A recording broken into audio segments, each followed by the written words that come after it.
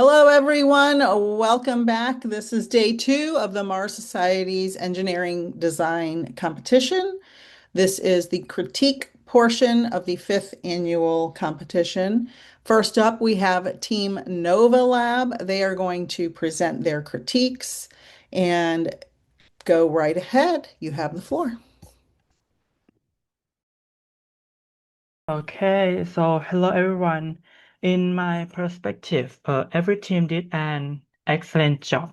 You have an efficiently demonstrated your skill in engineering, science, and anthropology. However, there are still a few critical points to consider. For the first team, uh, a slide. Okay, for the first team who proposed the ice inflate house, based on a research paper, I reveal a major constraint is the limited rate of water extraction. On Mars, experts in situ resource utilization indicate that we can reasonably extract and fill the habitat at a rate of only 1 cubic meter per day, while using Martian ice save massive payload mass from Earth. I believe this approach overlooks a significant biovalue.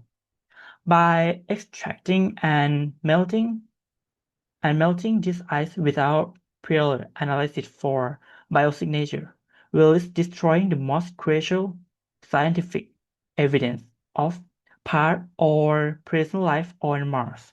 Numerous studies suggest that Martian subsurface ice is the most probable location to find signs of alien life. We cannot know if possessing even a small amount of this ice might cause us to permanently lose precise cosmic data. Furthermore, we cannot be 100% certain that Martian ice possesses the exact chemical properties as Earth, making it perfectly safe for a structural suppose where there is also no guarantee of optical quality. Mars is sorry, Mars is heavily affected by global dust storm. The idea that translucent ice layer will allow beautiful, clear sunlight to shine through water Cleo might not hold up in reality.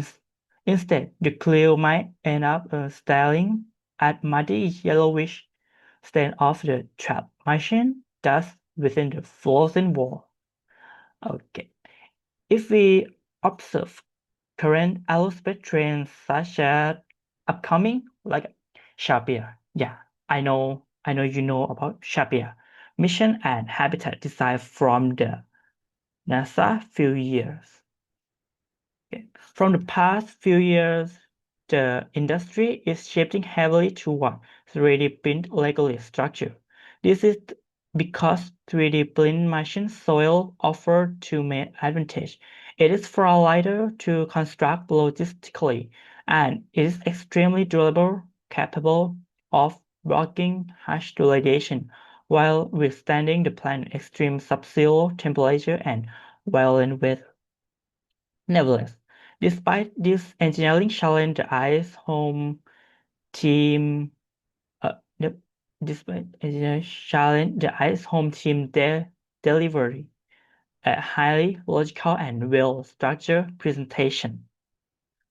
Next, let's look at another team. Another team. Can you next slide, please? Okay. Okay. Next. Next again. This is a Sharpier. Okay. Next, let's look at another team. This team proposed carrying oxygen tank from Earth to Mars while utilizing an ISRU system like a MOXIE alongside them. However, if we look closely at the Polaroid visual, the oxygen cylinder show are merely standard medical grade. Previous slide. Previous slide. Like that. Medical grade tanks. These are completely inefficient and impractical for actual deep space mission, nor do they provide an sustainable long-term oxygen supply. On the contrary, carrying these heavy tanks drastically increase the rocket payload mass, which exponential comes more fuel during launch and transit. Considering that a single oxygen tank weighs an average of 8.5 to 15 kilograms. Yeah, the cumulative weight becomes a massive logistical burden. Instead of carrying unnecessary dead weight from Earth, a much better solution would be to scale up the oxygen production system on Mars. By adding multiple carbon dioxide to oxygen conversion unit to fully match clear metabolic consumption rate, we can efficiently solve the life support issue while saying an sorry okay while saving an enormous amount of launch mat. Okay, so all of these are just a few minor points that caught my attention and that I want to counter. It might sound a little bit brief, but overall, I can clearly see the great advantage present by the Mars Group. Almost every team captured the details so exceptionally well that their plans are highly logical and well throughout. Finally, thank you everyone for your time and for your listening. Thank you for Nova.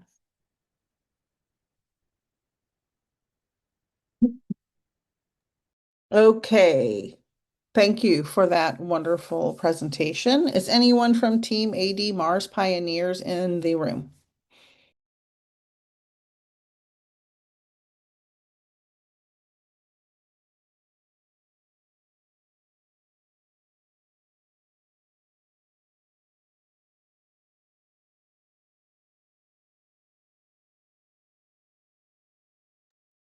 Okay, we will wait 5 minutes. I'll pause the recording. We'll wait 5 minutes for the next team.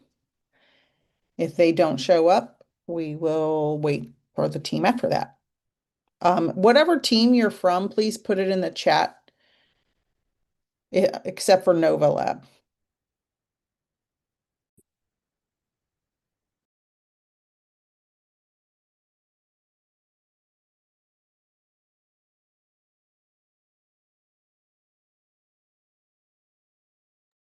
We cannot hear anyone talking.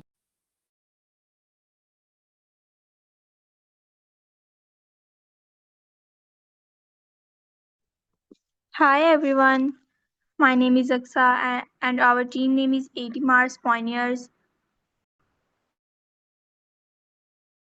Hi everyone, my name is Aksa and our team name is AD Mars Pioneers. We would like to share our constructed feedback on the Mars mission design presentation. We give our first feedback on Team Mars Exploration and Settlement Agency MESA. Next slide.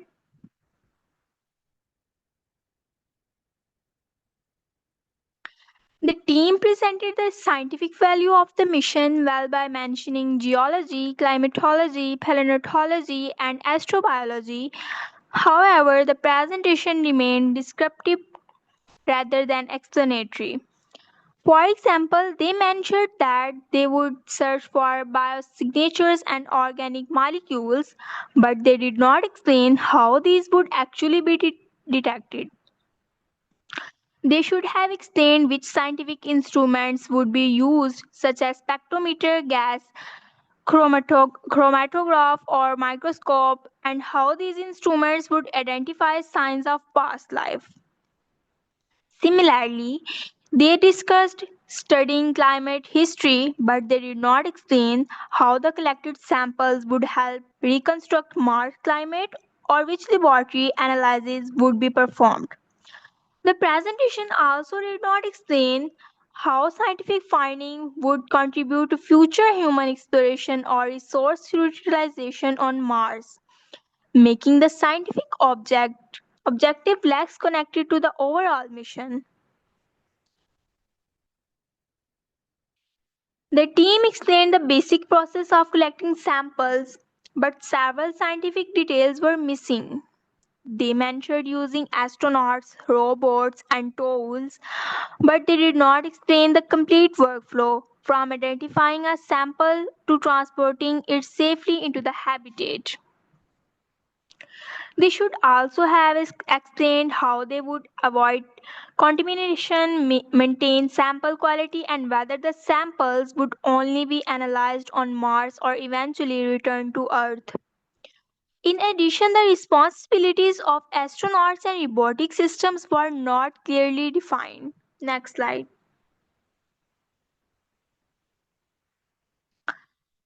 The habitat operations slide introduced useful systems such as the greenhouse, airlock, and control room.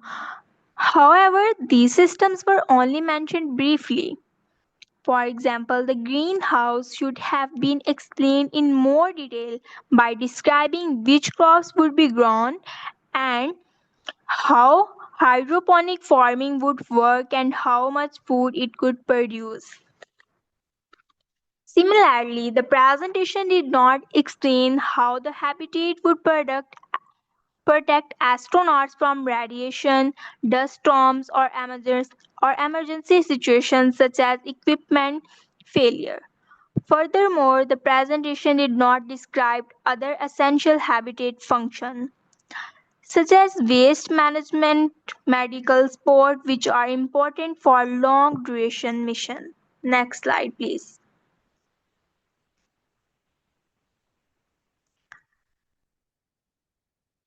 The team selected solar power as the main energy source, which is a realistic option for Mars. However, the explanation was incomplete. Mars frequently experiences dust storms that reduce solar panels' efficiency. The team should have explained what backup power system would be used during long dust storms. They also did not discuss energy consumption, battery capacity, or how life support systems such as oxygen production, water recycling, and carbon dioxide removal would continue operating if solar power become unavailable. Next slide. We give our second feedback on Team Sojourner. The team explained the scientific objectives in great detail, which clearly showed their interest in the scientific aspect of the mission. However, the presentation was not well balanced. A, sci- a significant amount of time was spent on scientific objectives, while other essential mission components received little or no attention. For example, the habitat design was not explained. The audience was not informed about where the astronauts would live, how the habitat would protect them from radiation and dust storms, and or how internal systems such as air circulation and temperature control would function during a long duration mission. Another important mission missing components was the power system.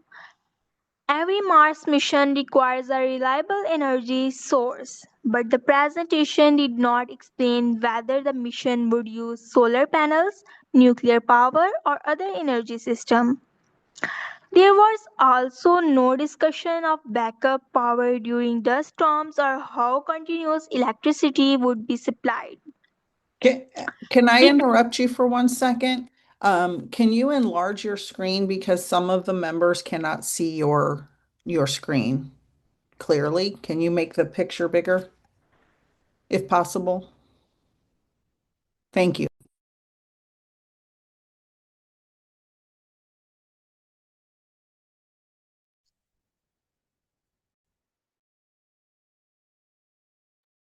Just do the best you can.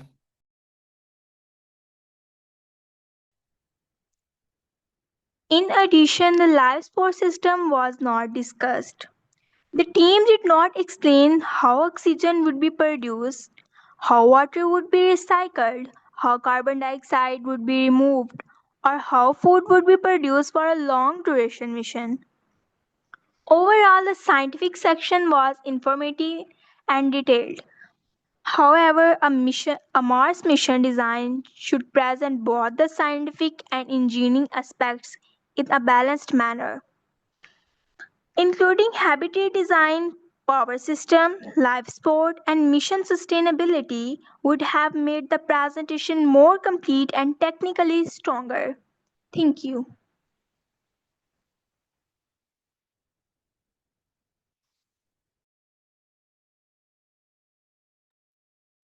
If possible, since you have 5 more minutes, is there any way to fix your slides and like click the slideshow button and just click through them slowly? You don't have to explain them again, just click through them slowly so everyone can see them. If that's possible, please.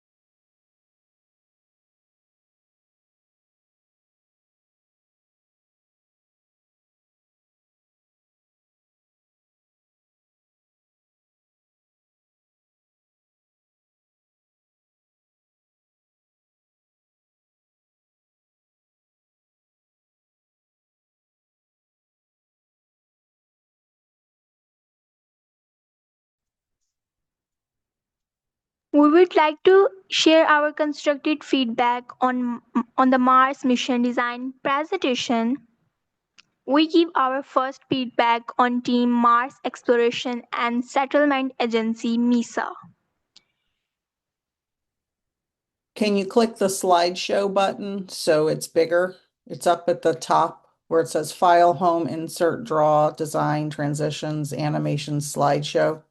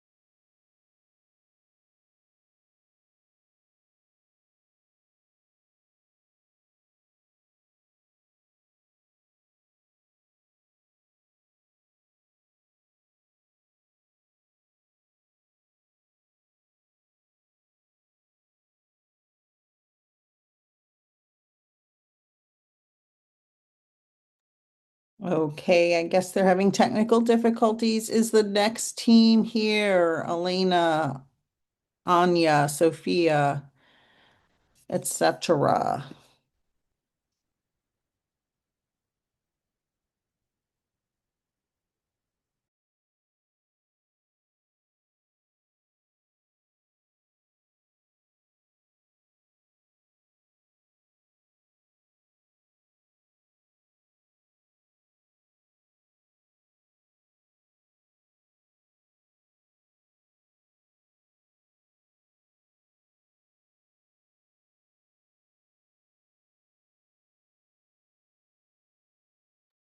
Okay, when they arrive, just unmute yourself and let me know.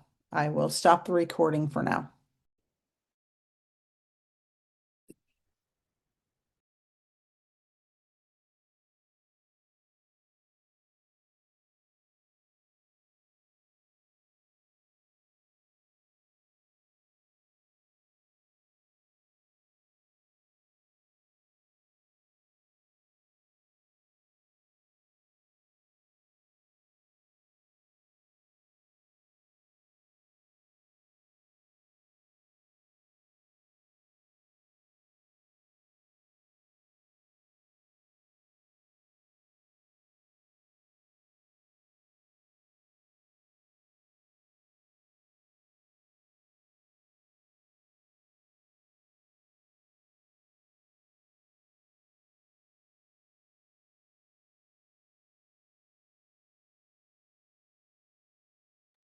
Will you be presenting?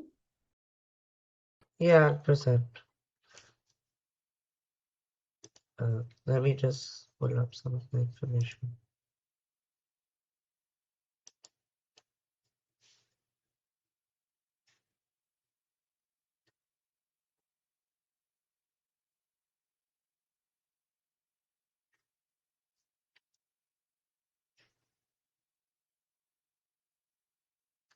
Yeah, so I'll be critiquing Sol Ellipsis. Please correct me if I'm wrong. So one of the things I would first like to point out is the landing site, uh, where they're planning to land is near an ice cap, which is near one of our landing sites as well for MEESA. The reason I would critique it is because one, it's desolate. They've gone completely into nice cap, and we've not done so much research currently to suggest that there are rich minerals that could be found under the ice caps. Uh, Whereas for other landing sites that are close to ice caps, but also close to any sort of valleys or rocks, would have a higher percentage of having minerals to use. Uh, Besides that, they have a chance of finding water to use as a resource. Another thing uh, I saw was that they also they wanted to do an unmanned mission and a crewed mission, and they decided to use four crewmates on board.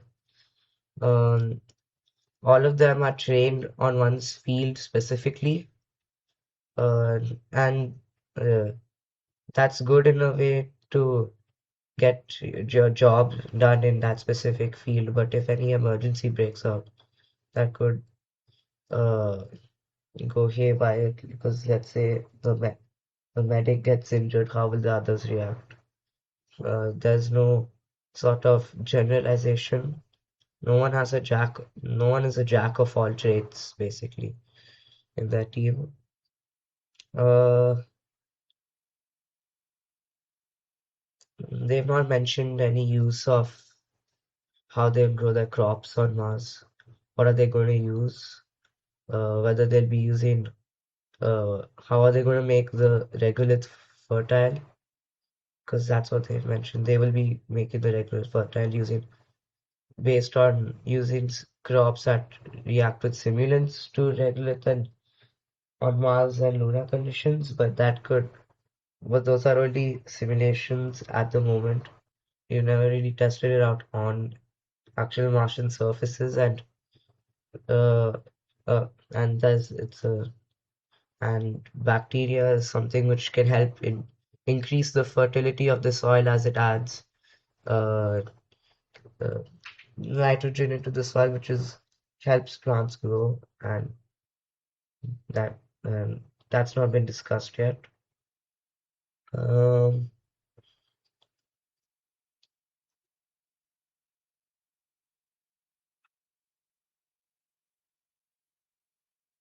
Another thing I would like to point out is that the weight is not split as evenly as possible. For their launches, they've put some amount of stuff on their crewed mission as well, which could increase the weight capacity a little more. They've not really mentioned anything about carrying food on board the crew. Nothing on the spaceship, because if we're being realistic, going to Mars would take a long time as well. If we're using normal Saturn V rockets, and so yeah, so that would be another concern I would like to express. After that, I don't really have anything else. Thank you.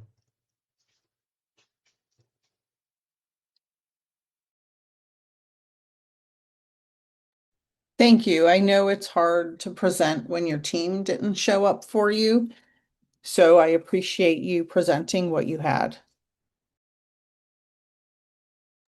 Is the next team here? George, Pavel, Ismet, Arda, and Rita?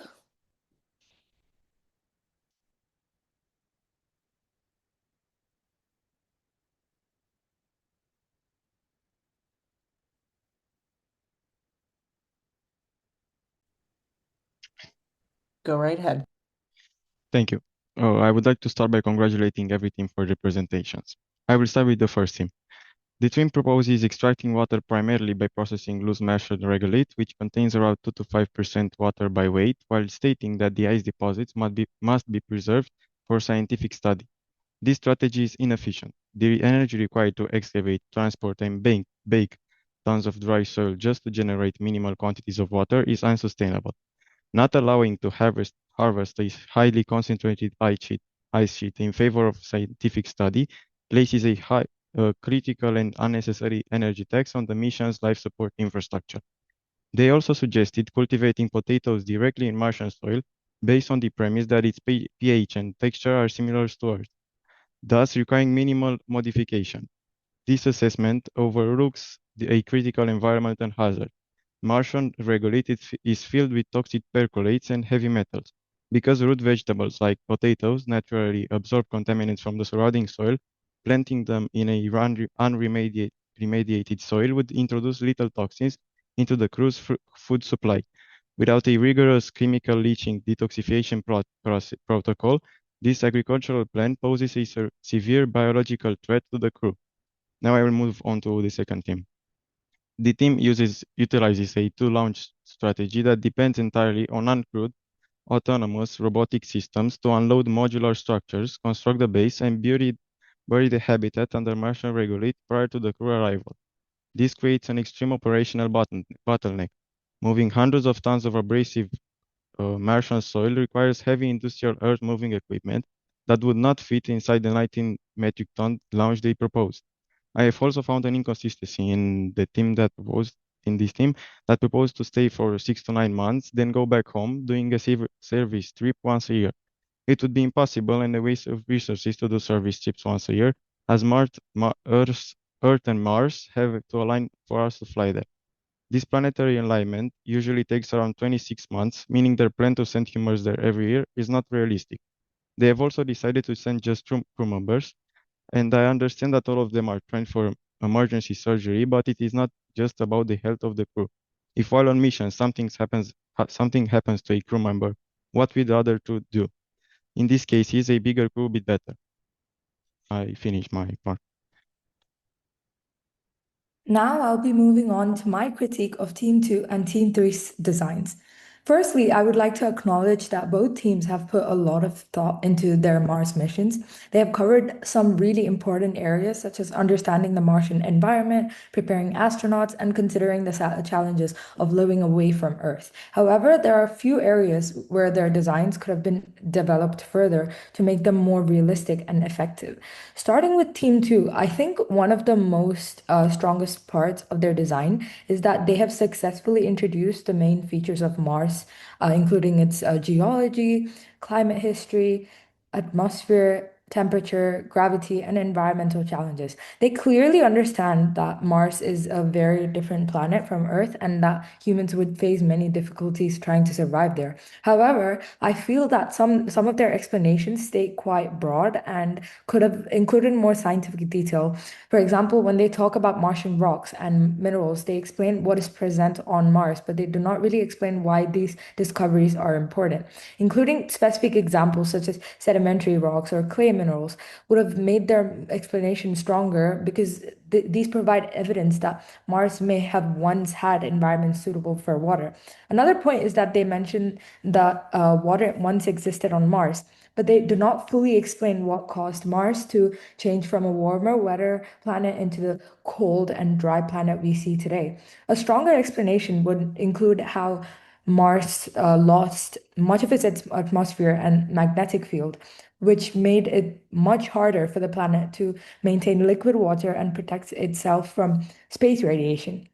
As part of their environmental conditions, they correctly identify challenges such as the carbon dioxide atmosphere, extreme temperatures, lower gravity, and dust storms. However, adding specific facts would have made their points much more impactful. For example, mentioning that Mars's atmosphere has an average temperature of about minus 62 degrees Celsius would better show just how challenging the environment actually is. They also missed some important factors that would affect a human mission, such as radiation exposure, because Mars does not have a strong global magnetic field like Earth. They also could have discussed toxic materials in Martian soil, such as perchlorates and communication delays between Earth and Mars. These are important because they directly affect astronaut health, safety, and the design of the mission. Moving on to Team 3, I think their main strength is their focus on astronaut preparation. Their training plan includes survival training, medical skills, engineering repairs, and rover driving, which shows that they understand astronauts need to be independent and prepared for unexpected situations. However, their training could have been more specifically connected to the challenges astronauts would face on Mars. While survival training is in extreme environments on Earth is useful, Mars has completely different conditions, including high radiation levels, a very thin atmosphere, freezing temperatures, and limited resource. Their training could have included more Mars-specific simulations to better prepare astronauts for the actual mission. Their medical training is also a strong idea, but they do not go into enough detail about how medical emergencies would be handled when astronauts are millions of kilometers away from Earth. Since communication with Earth can take several minutes each way, astronauts cannot always rely on immediate help. A stronger design would include more information about advanced medical equipment, emergency procedures, and ensuring every crew member has enough medical training to support each other.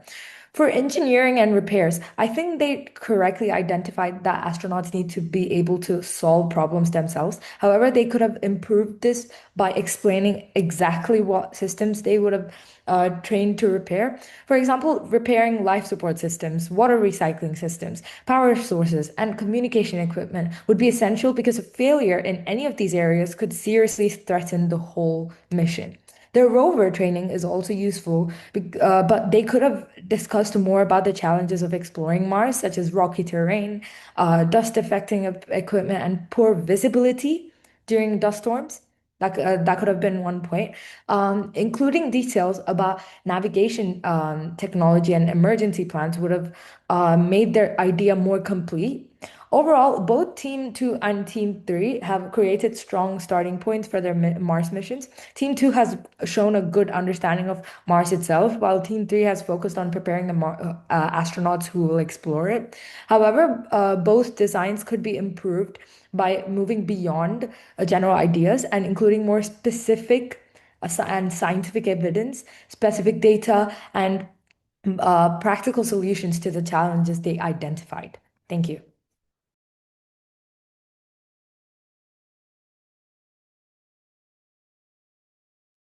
That's it. That's for our team. Okay, thank you. Team Sol Epis, if you are Sol Elpis, sorry. If you are here, you may start. If you need a few more minutes, let me know.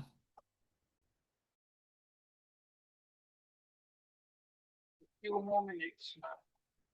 Okay, we will start in 7 minutes.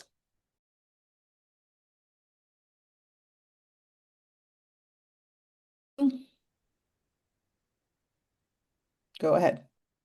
Move to the third section, please. Pardon? Ma'am, I was talking to the person presenting. Okay. So I was not able to present yesterday that due to a mic failure. So these are the questions for Team Nova Lab. Your solar power architecture appears to rely on assumptions that may be appropriate for Earth but not for Mars. Can you explain how you calculated your solar energy generation by solar irradiates at your landing latitude and season, panel efficiency under Martian conditions, temperature effects, atmospheric pressure, dust accumulation, regional and global dust storms, panel degradation, and battery storage? Team Red Horizon, your habitat relies on an ice jacket radiation shielding system. Could you provide its thickness and how you calculated the radiation shielding? Also, your design uses the SR1 Freedom Reactor. Can you tell what public specification you use for the reactor and whether the reactor is an existing design or a conceptual system, and how it was adapted from propulsion to continuous stationary surface power generation? To Team Dex Lab, your proposal uses the Oklo Aurora reactor, which is currently designed as a terrestrial microreactor. Can you explain what engineering modifications were assumed for launch qualification, surface deployment, operation, and also you stated the reactor mass of approximately 5 tons. Does this include the reactor's core, shielding, reflectors, and all the subsystems? If not, why are these masses not included in your overall payload budget? Your proposal also included a helicopter. Could you explain how it could fly in the thin atmosphere on Mars? Also, your KUKA-based 3D printing rover appears to be a major subsystem. Does it complete mass is included in the 4.42 tons you specified for it? For Team Dowhai, can you explain the complete methodology used for reactor sizing, habitat power demand, battery capacities, solar array sizing, radiation shielding calculations, structural mass estimates, and payload mass margin? Also, is your power generation sufficient for your mission? Next section.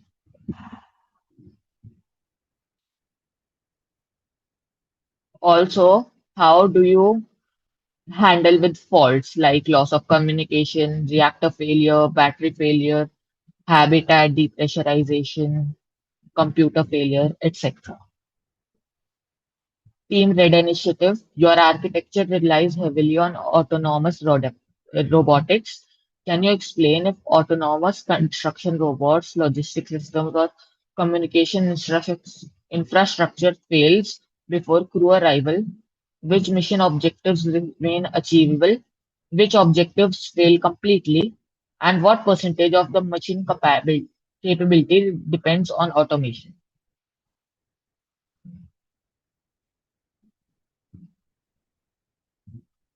Can you explain? Okay. These are general questions for all teams using solar power. Mars only receives around 43% of the Earth's solar irradiance, and available solar power varies significantly. So, can you explain how you combated this with solar power on Mars? And how do you plan to work on in dust storms? For teams using nuclear reactors, can you explain your reactor selection and provide reactor name, its specifications, its TRL level, if it is space qualified, terrestrial, or a concept, what its electrical power is, its fuel type, and whether if it is enough for your mission or not. For teams using 3D printing, large-scale regolith construction remains largely experiment at the current time. How are you going to 3D print Martian regolith? For teams who are using AI assistants, can you explain your AI architecture? Include model name, number of parameters, quantization level, context window, hardware requirements, inference speed, infrastructure, memory requirements, power consumption, whether inference occurs locally or on Earth, knowledge system, and how does the AI access machine knowledge? Either from pre-training, fine-tuning, RAG, local databases, mission manuals, documentation, or something else. How do you prevent hallucination of AI and verify the assistance it gives is correct? What if the AI gives wrong advice? What do you do? Questions for all teams. During a major solar particle event, what is your safety protocol? Which subsystems are single points of failure, and which failures can the mission tolerate without becoming mission ending? This was all from my side. Now my teammate can take over. All right. The next team I'm going to talk about is ADIGHS. So I saw that they chose Arcadia Phoenicia, and I think it's a reasonable landing site because of shallow ice and flat terrain. However, there are several competing sites like Deuteron, Nilus, Mense, Utopia, Planitia, etc. that also have accessible ice and different scientific advantages. And they only explained why Arcadia is good and not why it is better than alternatives.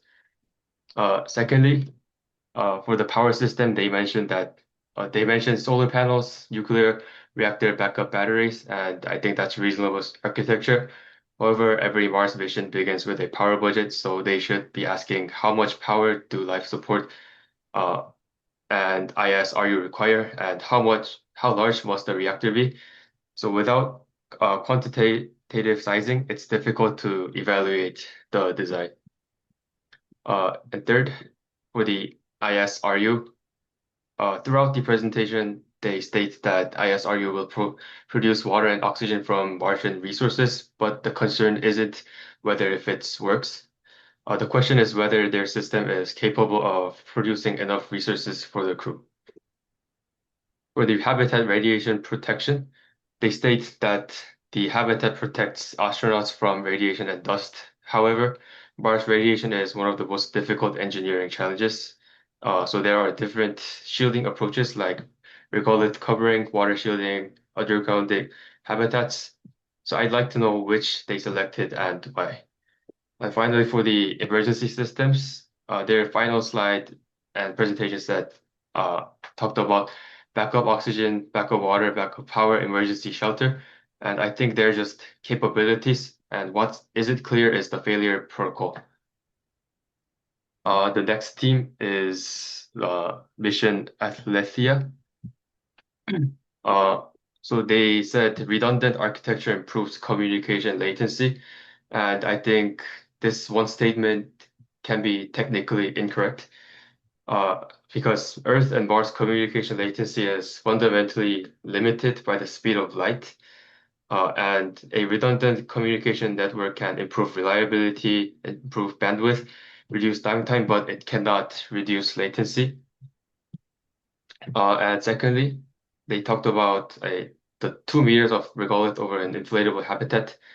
So 2 meters of regolith is an excellent radiation shield, but the concern is construction, not radiation.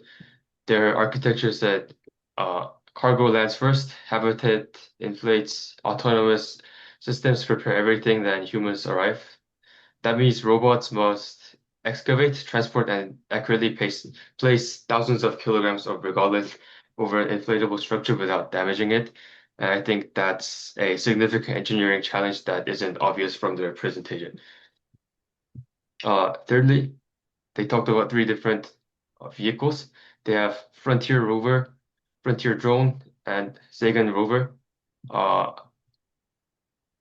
Something that I would ask is because multiple specialized vehicles increase with mass, maintenance, space parts, software complexity, charging infrastructure, and many visions instead choose one modular platform. And I'm interested in the trade-off. They also mentioned algae bioreactor. They present the algae bioreactor as oxygen source, CO2 removal, and biomass. But the concern is that many Mars concepts include algae because it sounds attractive, but in reality, it contributes only a fraction of life support unless it's extremely large.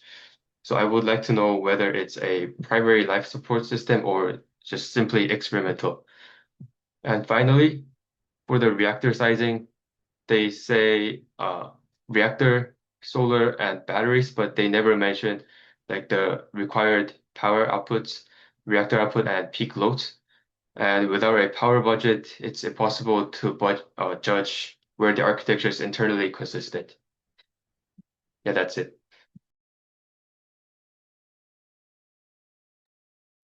Anyone else from your team gonna present? That's it. Okay, thank you. Okay, is the next team here? I put your names in the chat. If you are here, let me know.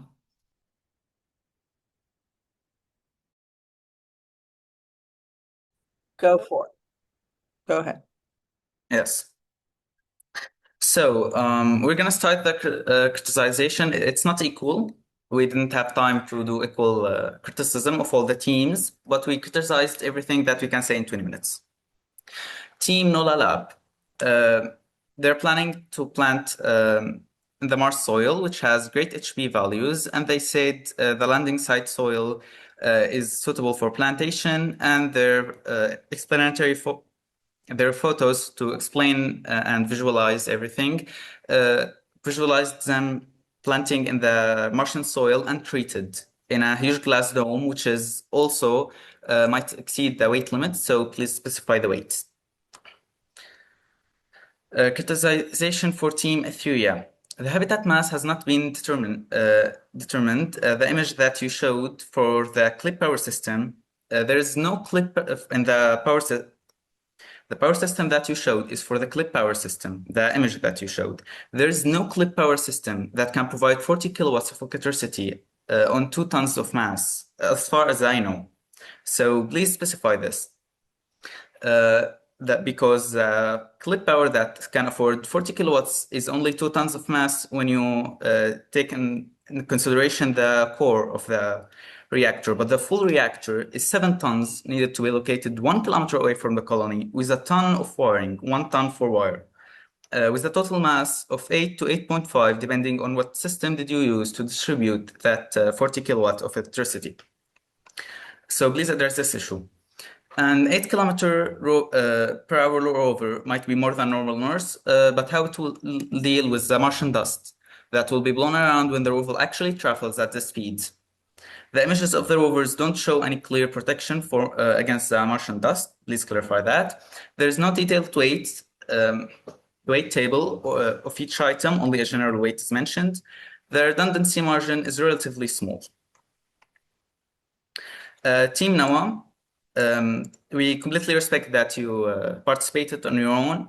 For the necessity of the criticism, we have to say that the mass value, we think it was underestimated, but we understand how hard the competition can be alone, and because you participated on your own without a mentor, without teammates, you should be very proud of yourself, and we have no official criticization other than the weight underestimate. The criticism directed at team, I hope I pronounced it right, Sojourner 92. The landing site atmosphere pressure is very low, which equals to a high risk of landing and crashing. You will first build a surface habitat in the phase 1, and then you'll go for the lava tubes in phase 2. And this is both a waste of material, energy, and time. Moreover, you use the solar power, and that has a great risk. You mentioned also you will use batteries for sandstorm, but you didn't specify any batteries. And there is no mention of the water separation mechanism. And there is no precision information regarding the mass ratio, or a mass table.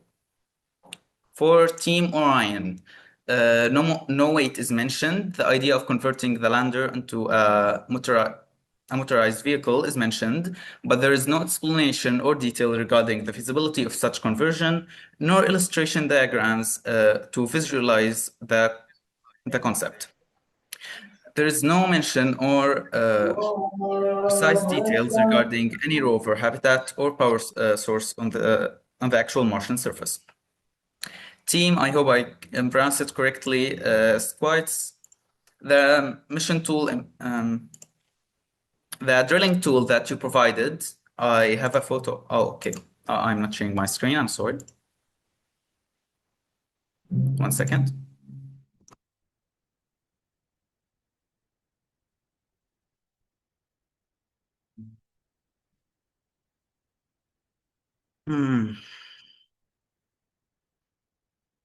So this is the exact photo that you used in your file, and I found it from the company that makes the rover. It is not designed for the Martian surface, nor it's capable of activating and actually making any operations on the landing surface, in the Martian surface.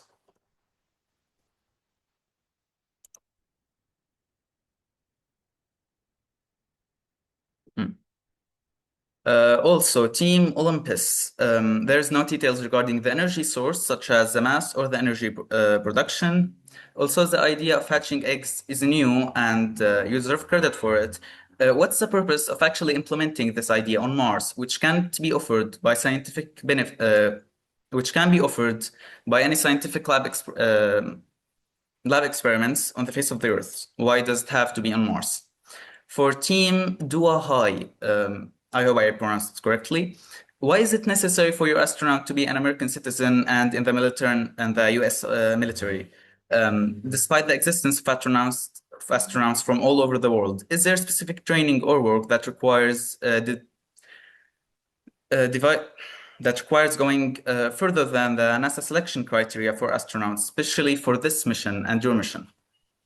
Also, you mentioned that you want to drill 100 meters on the Martian surface, which is very much hope, and the actual heat probe on the HB3 mole aboard the InSight lander practically failed to penetrate beyond the depths of 2 meters on the Martian surface. So please explain this, and your drilling equipment, I just showed that it can't be operated on the Martian surface.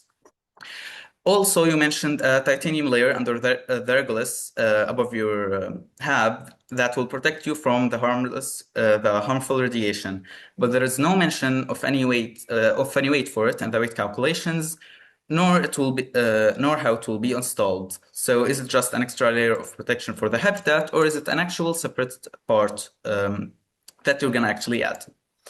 Also, the nuclear power, the clip power system that you used, in the table, you said that all three of them will weigh 1.5 tons, but actually each unit will weigh 1.5 tons. I can't really open other tabs when I'm screen sharing, so I will screen share a couple of photos if I have time at the end. There isn't a large weight margin, and the difference in mass from the power generation that you had will easily exceed all your specified weights and easily get you out of the competition. Also, this is not a confirmed criticism. We can ask Nicole, but the competition states that we can use inflatable habitats or stick with the habitat that we land in. So is it actually against the rules to use an external habitat? Because our team considered it as inefficient, so we didn't really think about it. For Team Red Initiative, please tell us any additional calculations you had for using methane as fuel, because when you want to use methane as fuel, you're going to have to also add oxygen for the conversion. So if you have no oxygen, you can't use methane as fuel, and you will need extra account and extra fuel for all the calculations. I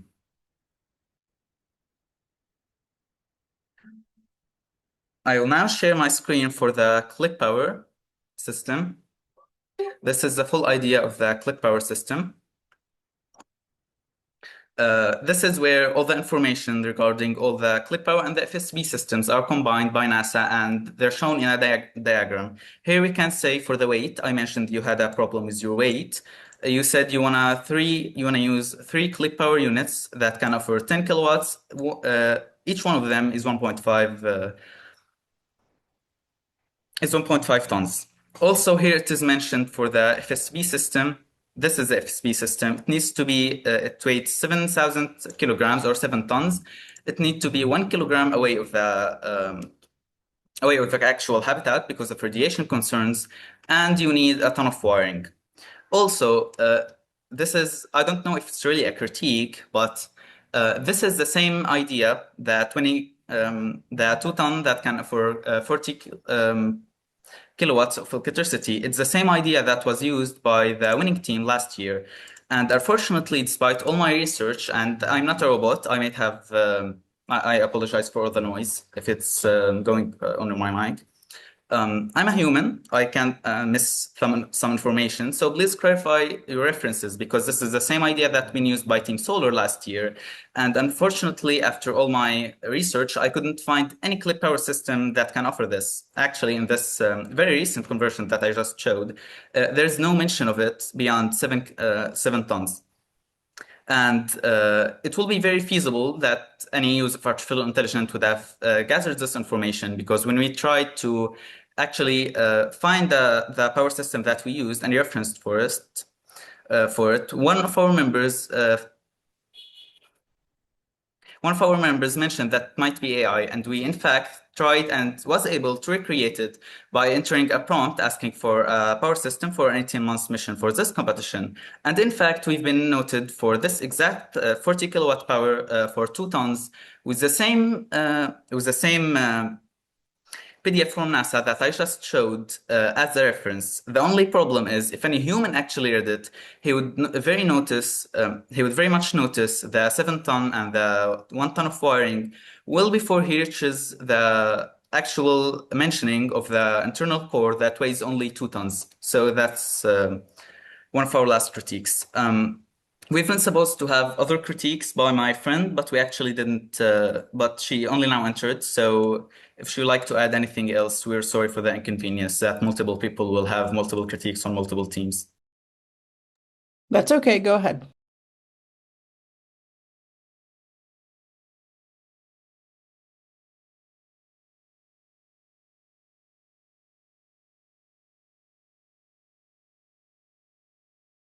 Fatima, the stage is yours, or Humam.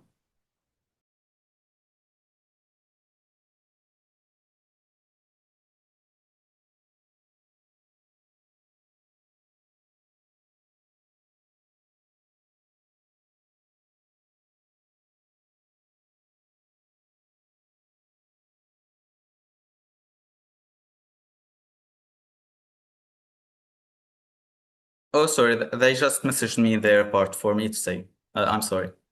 Yeah. Fatima have critiques for Nova Lab. There is no any explanation and visualization for any of the parts.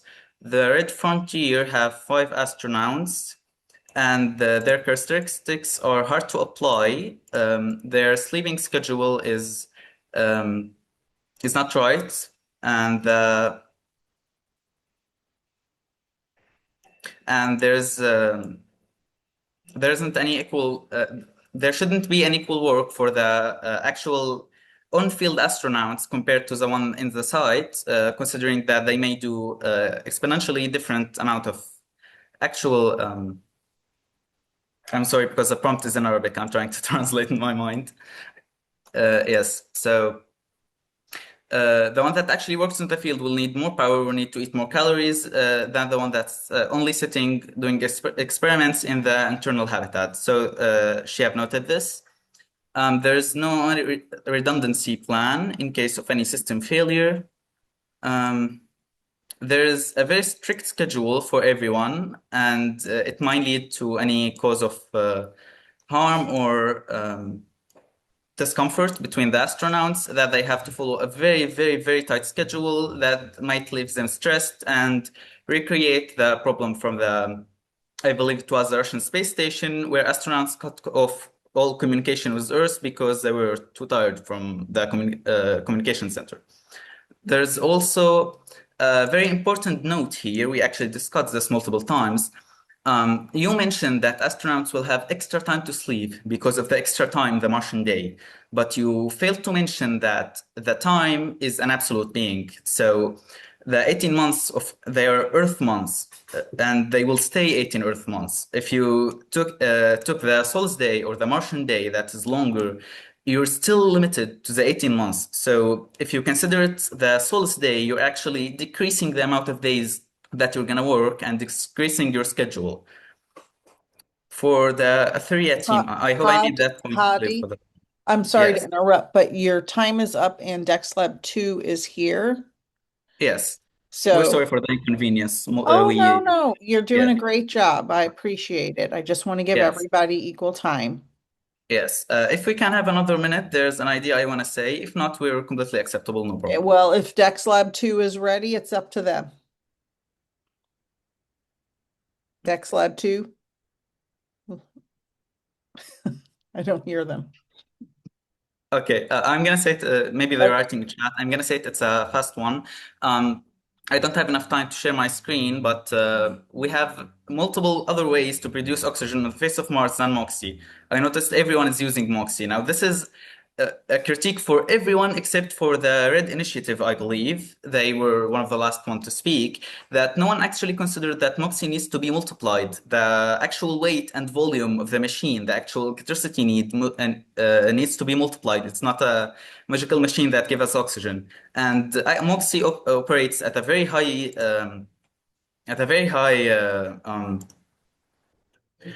degree that it's actually hard for us to give us enough electricity to operate correctly. If Team DexLab 2 is not here, there is just a clear visualization. This is one that we discussed with our team for multiple techs to produce oxygen or on the Martian surface. And like you can see, the MOXIE is least promising one. It's just that have been used on the Martian surface and everyone that have used it, but it's not a magical machine. You need to multiply it. It needs a lot more electricity, a lot more needs. It's bigger. The Red Team Initiative actually made it right that they specified a singular clip power for the MOXIE machine for it to produce enough oxygen, and that's actually a great idea. Thank you for noticing that. We're done because we took over our time. We're sorry. No, it's okay. I'm just waiting for DexLab 2 to answer. They've put it in the chat, but I can't get them to unmute. So DexLab 2, you can stop sharing screen, Hadi. Yes, So, Layan, you're on the clock.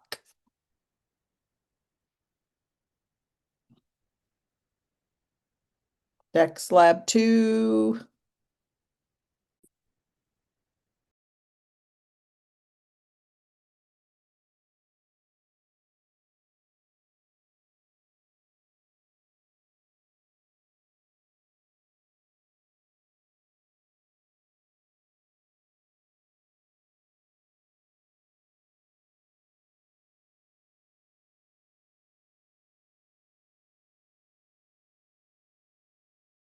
Wait, just my friend is presenting.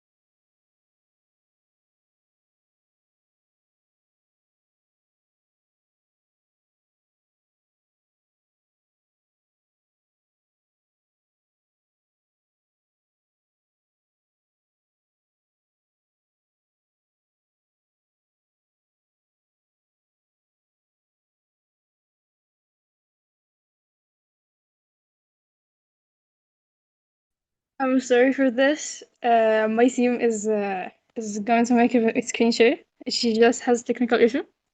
It will be fixed.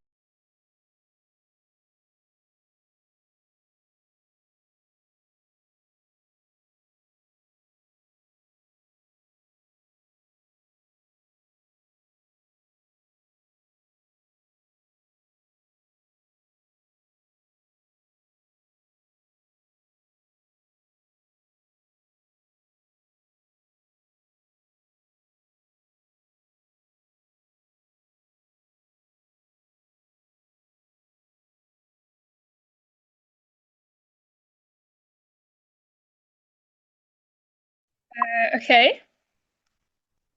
Go ahead. Hello. Is it clear? Is my sound clear on the screen sharing? Yep, everything's perfect. Okay, thank you. Okay, welcome everyone. We're Dex Labs 3 for Team Stema, Team Critique. Okay, next slide, please. Okay. For this slide, we're going to critique first the team Novalab.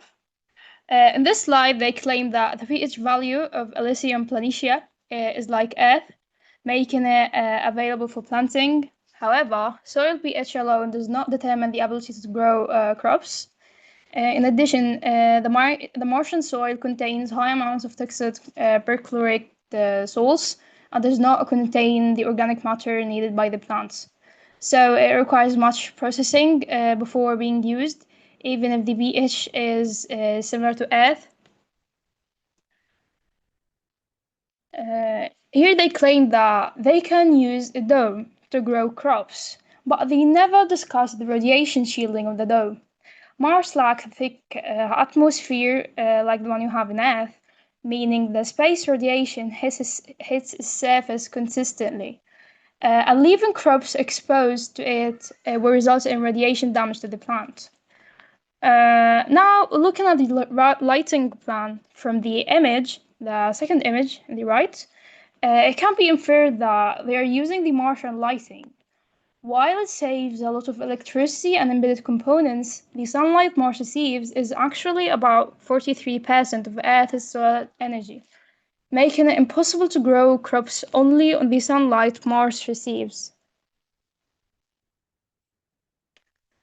The same team claims that A surface habitat will eventually be destroyed by radiation or dust storms. But a pressurized habitat can withstand these conditions, and the dust storms are overestimated and they are much weaker to destroy a well-structured habitat on the surface, as shown by the source. Now the next theme is soil PIPs. They claim that 13 tons of water are enough to protect the habitat from radiation. However, they provided no calculation to support this amount is enough, specifically for their mission choice and for their habitat.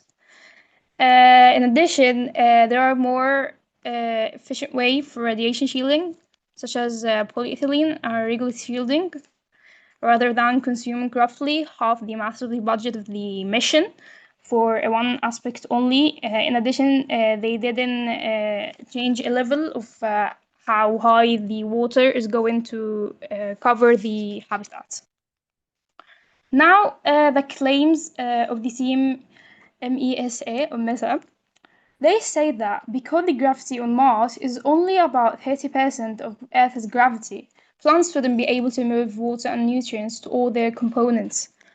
But plants don't rely only on gravity. They rely primarily on capillary action and transpiration. In addition, NASA's past space experiments on the International Space Station show that even a tiny gravity of only 16% of the gravity of Earth is enough for the plants to distribute water and nutrients normally. Okay. Here they claim that they can easily recycle their waste, plastic, and metals on Mars.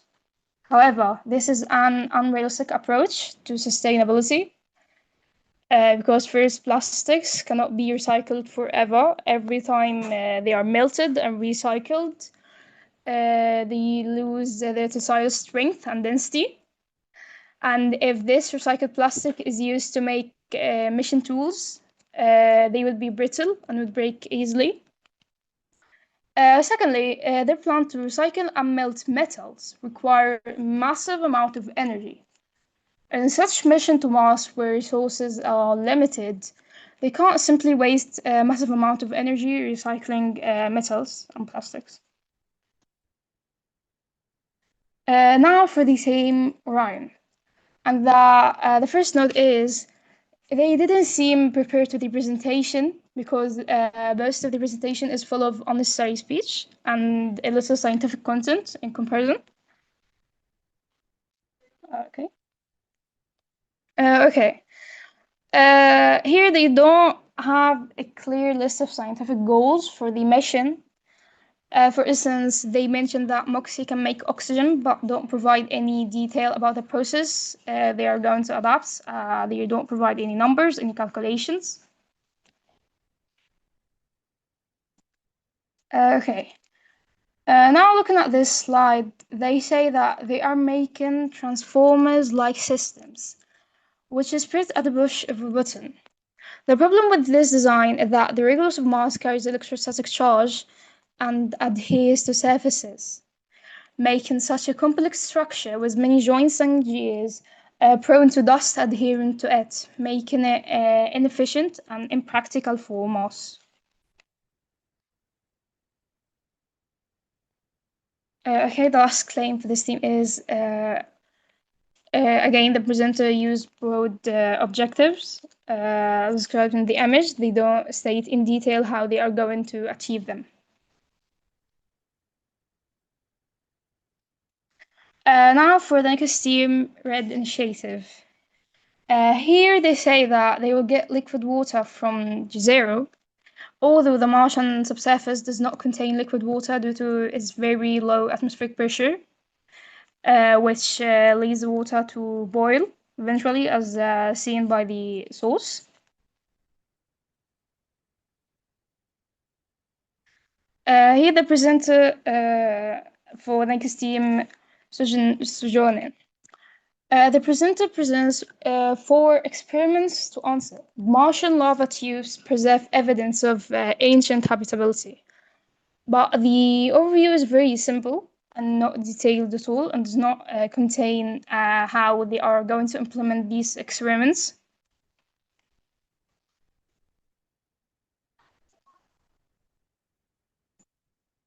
Okay.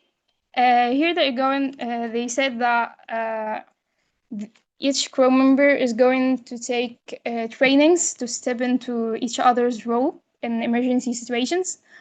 But such missions are actually trained for, but not in the way they describe. Not like every crew member is going to take the role of the other crew member. Not like that way.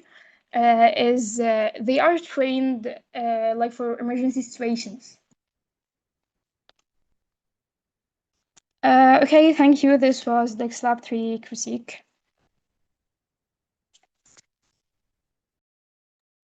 Thank you very much. If you don't have anything else, we'll go back to Dex Lab 2. You have 12 minutes starting now, Dex Lab 2. All right. On behalf of DexLab 2, I would like to apologize first of all. Second of all, I'm trying to share my screen, but right now I can't. So until one of my teammates could try and work it out, I'm gonna just like read out what we have right now. Is that fine with all of you? That's perfect. Okay, thank you. So first of all, I would like to critique the first team, which is Nova Lab. For our technical critique, we have just one small thing about the location selection. Their report includes several reasons for selecting the landing site, but they don't have like their justifications explained in the presentation itself. The presentation, we think, should clearly communicate all the major engineering reasons behind the final decision for the landing site. For the research laboratory, the proposed research laboratory appears excessively large. Such a facility would require significant mass, volume, and power. And they also didn't include a mass estimate or engineering trade-off, which was presented. It's unclear whether the complete habitat could remain within the 30-ton mission limit. For the architectural concept, the architectural system was presented as being inspired by the Martian movie. However, no scientific references or published studies were provided to support this design decision. Engineering decisions should be based on verified scientific research rather than fictional scenarios. To carry on, we have scientific issues with The Martian. The project relies on concepts from The Martian, although several agricultural scenes in the movie are not scientifically accurate. The movie shows crops growing directly in untreated Martian soil, despite the presence of perchlorate, toxic salts that make Martian soil unsuitable for direct cultivation. It also depicts the use of untreated human waste as fertilizer, which includes serious biological contamination risks and is not considered safe without proper treatment. These limitations were not discussed in their presentation, making the agriculture concept scientifically weak. Another thing we'd like to critique is their daily schedule. The daily schedule is not well balanced in our opinion. They have more than 2 hours which were allocated for meals. They reduced the time available for scientific research, maintenance, EVA operations, and other mission critical activities. That's it. That's what we have.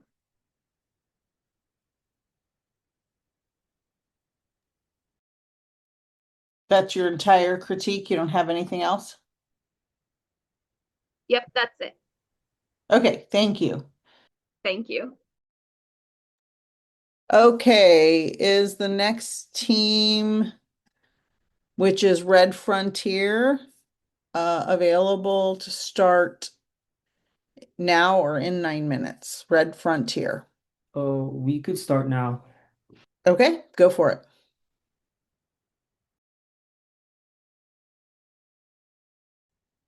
Neil, are you sharing? No, okay, I'll do it.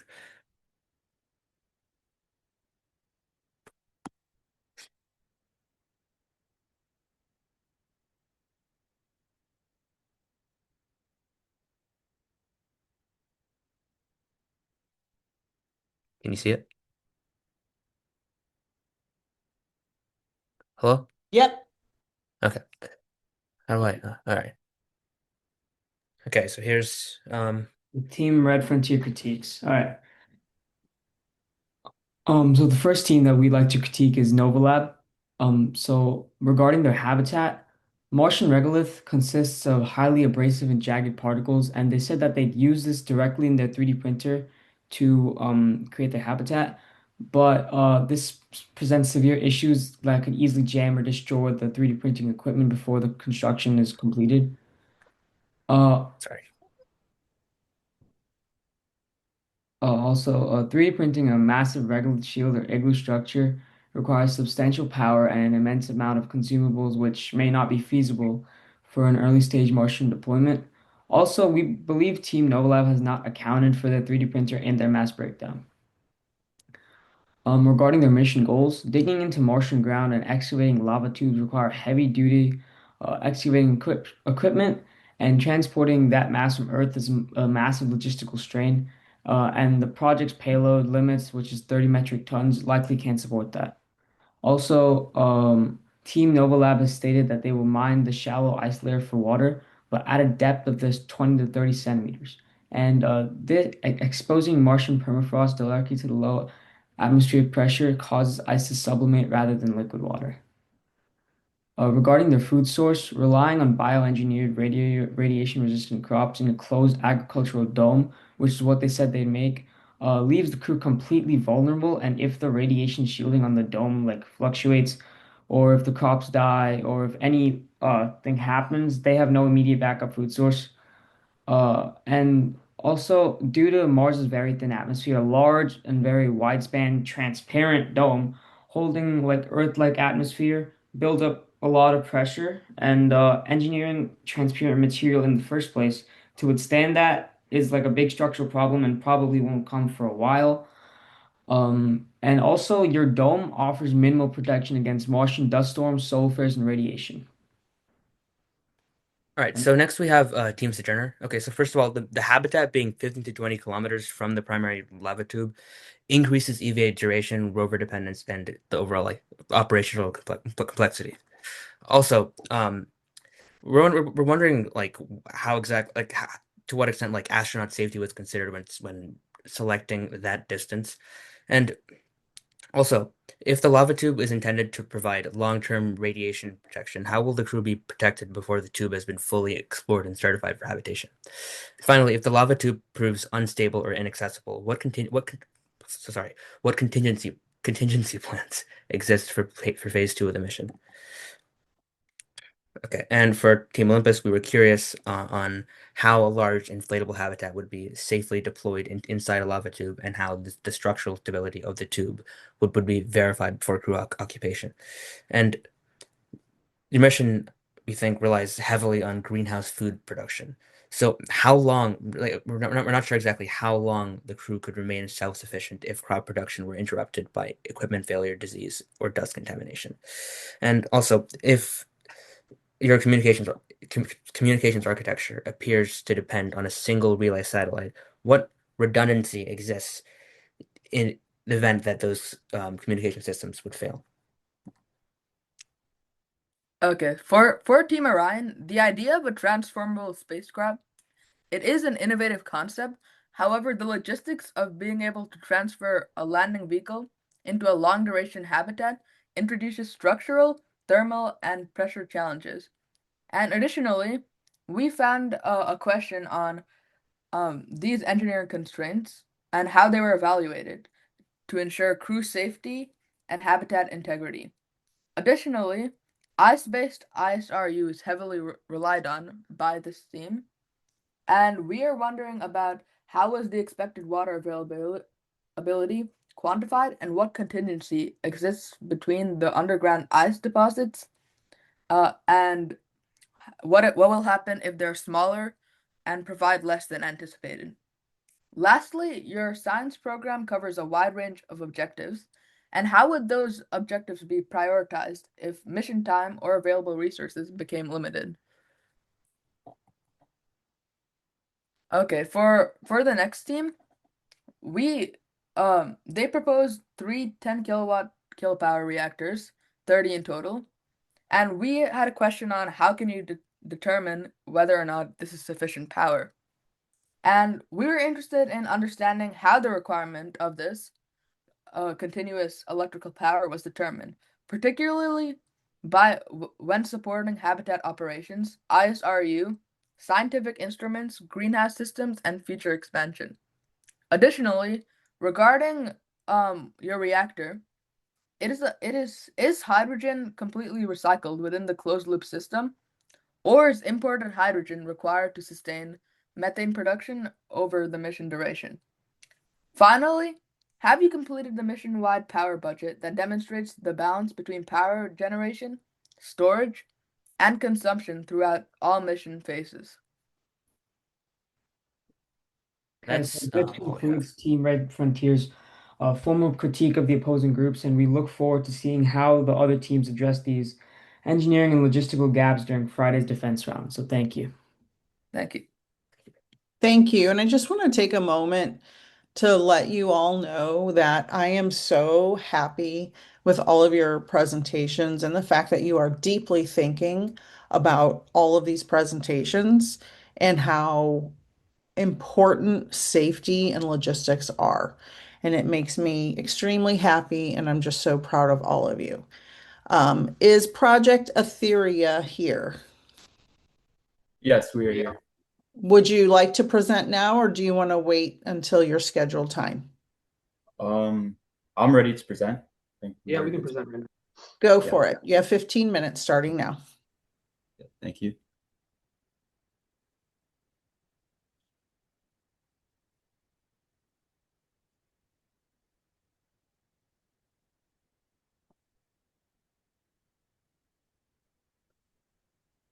Okay, we're ready.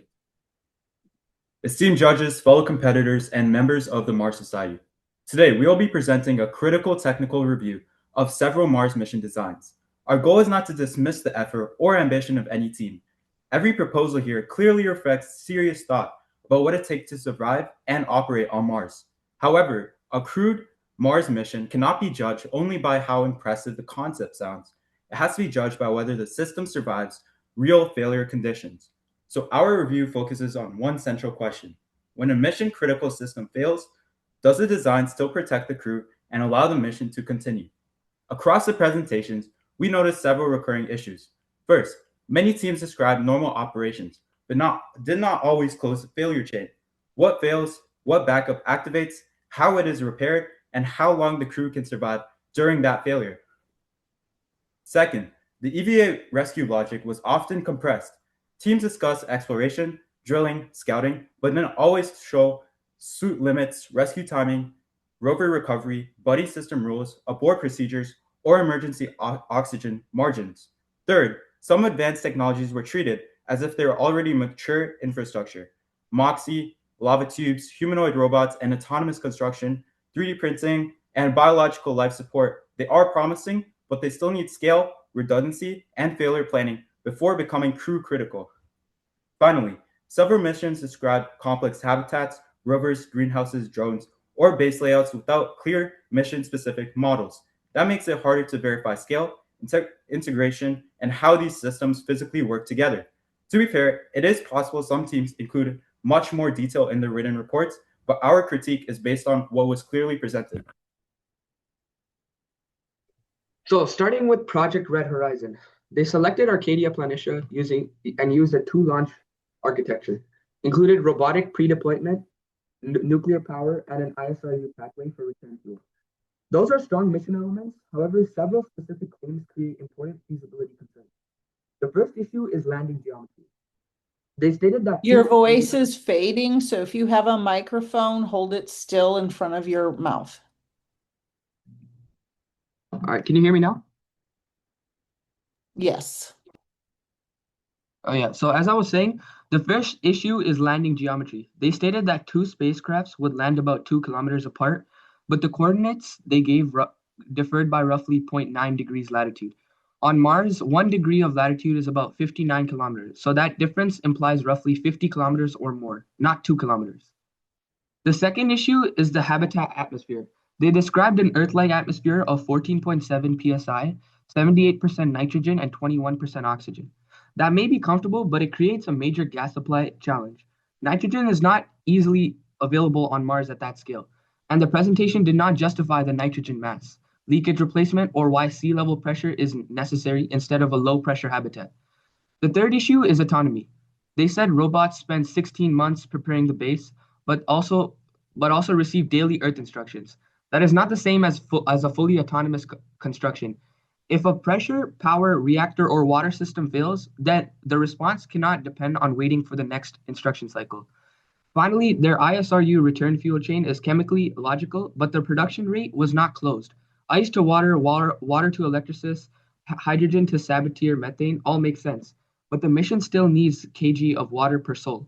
Methane and oxygen output, storage, compression, and the time required to actually generate return fuel. So the question we would ask is, your mission depends on landers being close enough for shared logistics, but your own coordinations imply a completely different separation distance. Which part is incorrect? The coordinates, the 2-kilometer claim, or the surface logistics plan?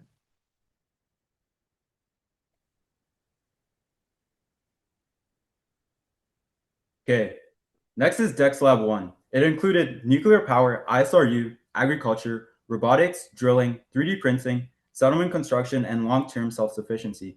These were really strong ideas, but our concern is that many advanced systems were combined at once before the core survival chain was fully proven. Each added system increases mass, power demand, repair burden, crew workload, spare parts, and possible failure points.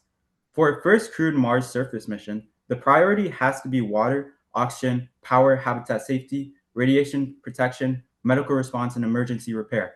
If those are not fully closed first, then additional settlement scale systems can increase risk instead of reducing it. One specific concern was material processing. If the mission involves iron extraction or construction materials, it requires much more than collecting local resources. It requires mining, crushing, reduction chemistry, high temperature processing, forming, quality control, and as well as maintenance. Without clear equipment details, energy scheduling, and repairs procedures, it remains a future-facing concept rather than a dependable mission system. The same concern applies to 3D printing. Regolith printing does not automatically mean habitat construction. A printed berm can provide radiation shielding, but it is not a pressure vessel. If structural habitat elements are printed, then sealing, crack resistance, thermal cycling, inspection, and emergency patching all need to be demonstrated as well. Their power case also needs a little bit more clarity. Average power is not enough.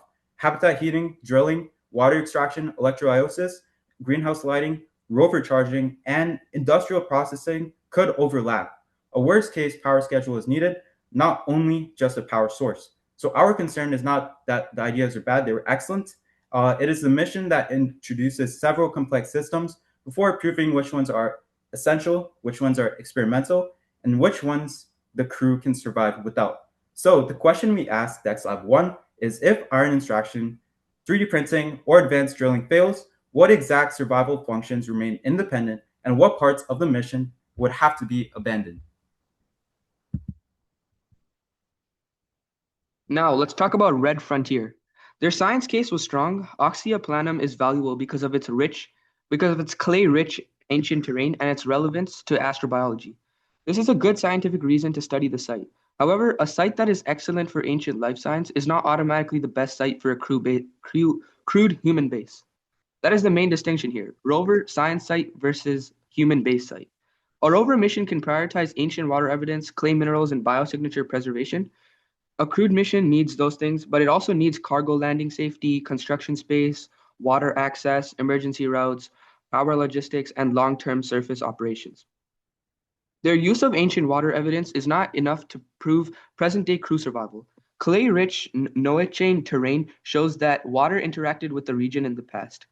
It does not automatically provide a usable water supply for drinking, oxygen production, hygiene, agriculture, or emergency reserves. Their biological support system also needs stronger closure. If algae or biological life support is part of the mission, then it needs oxygen output, biomass yield, lighting power, nutrient balance, contamination control, and backup.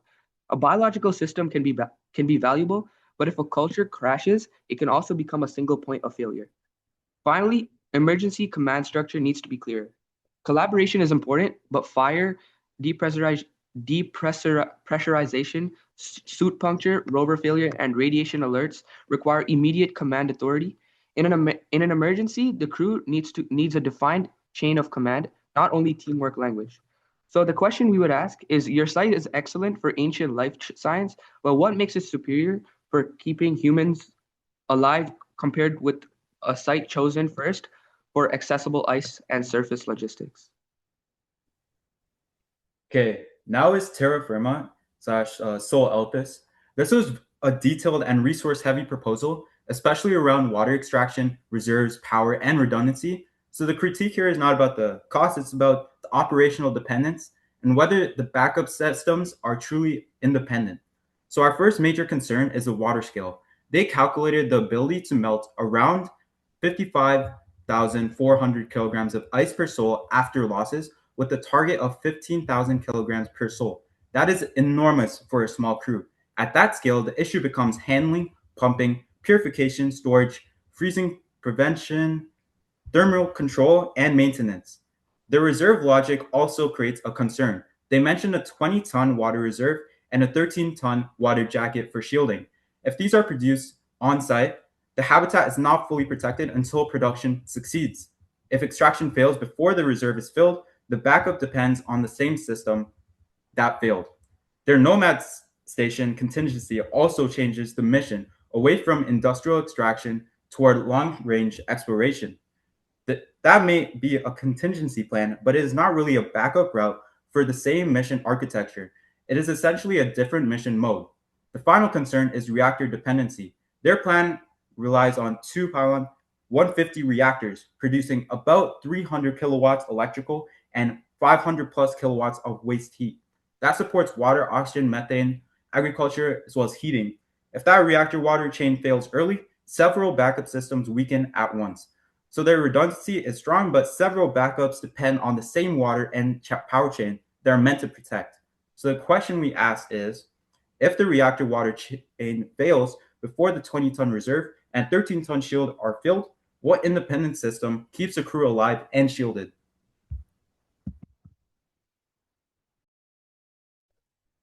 Okay, our next critique is for Dao High Mission.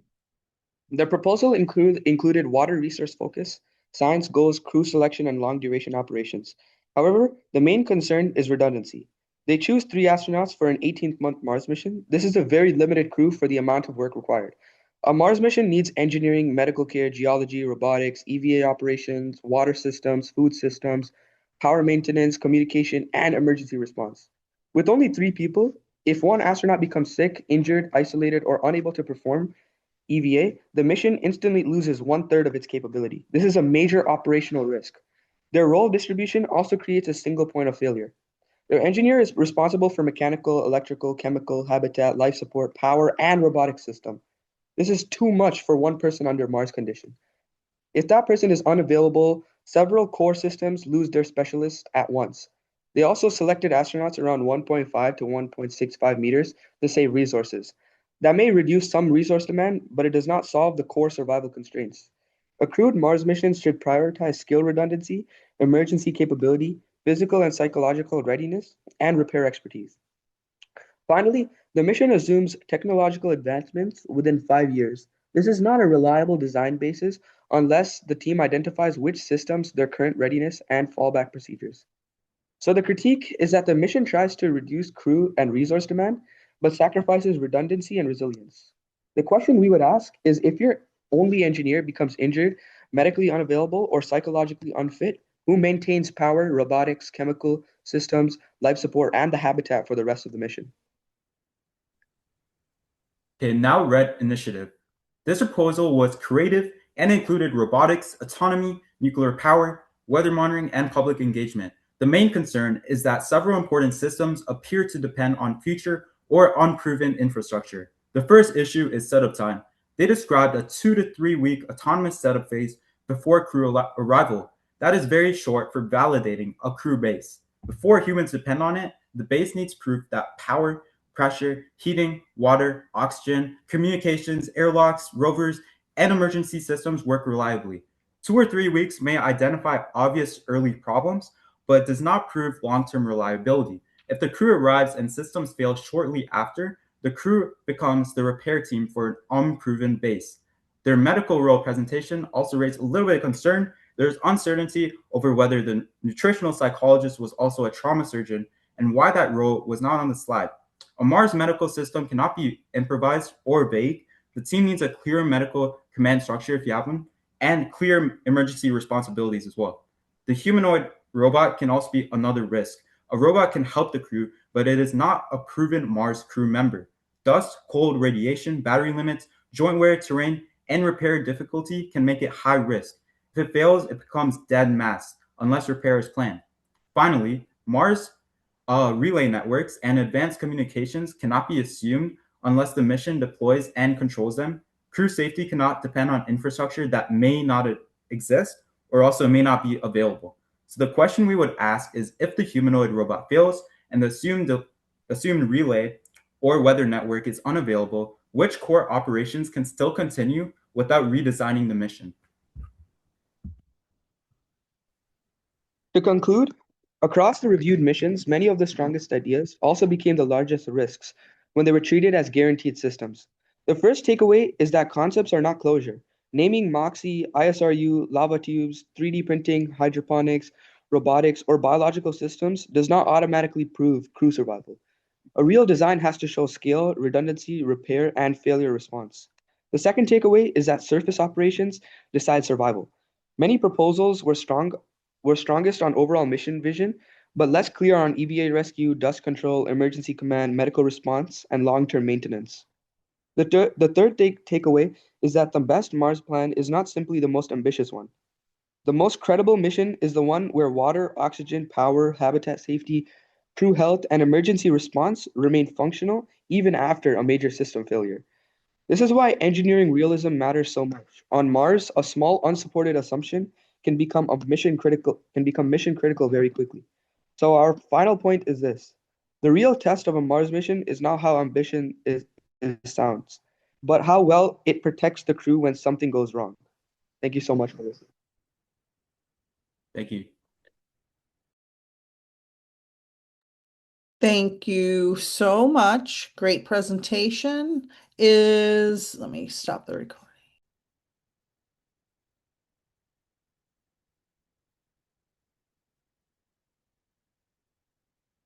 To talk about these missions: the Nova Lab, Next Lab 3, the SENMA, and the Olympus mission.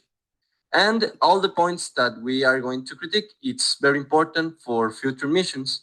And we only want to mention that is your presentations are very useful for this type of missions. Well, starting with Nova Lab. In this section, we will discuss some scientific concerns we identified in the mission proposal. First, the landing site selection. The team chose Elysium Planitia because they describe it as flat, safe, and close to lava tubes. Well, those are reasonable criteria. The justification is not detailed enough. Elysium Planitia covers a very large area, so simply naming the region is not sufficient. A real mission would need precise landing coordinates along with evidence showing that the selected location provides safe terrain, acceptable landing conditions, and realistic access to important resources such as subsurface ice or nearly lava tubes. Without this information, it is difficult to evaluate whether the proposed site is actually suitable for a long-duration human mission. The second concern is agriculture. The proposal suggests the soil in Elysium Planitia has a pH similar to Earth's and mentions growing potatoes inspired by the Martian. However, Martian regolith cannot be treated like normal agricultural soil. It contains perchlorides, which are toxic to humans, and it lacks the organic matter and microorganisms needed to support plant growth. A successful agricultural system would also require nutrient supplementation, soil treatment, pressure control, temperature regulation, humidity management, and artificial lighting. Because of these challenges, the proposal should provide a more detailed explanation instead of relying on a movie as inspiration. Finally, regarding water extraction, the proposal states that the Martian soil contains around 2 to 3% water, and it can be extracted for human use.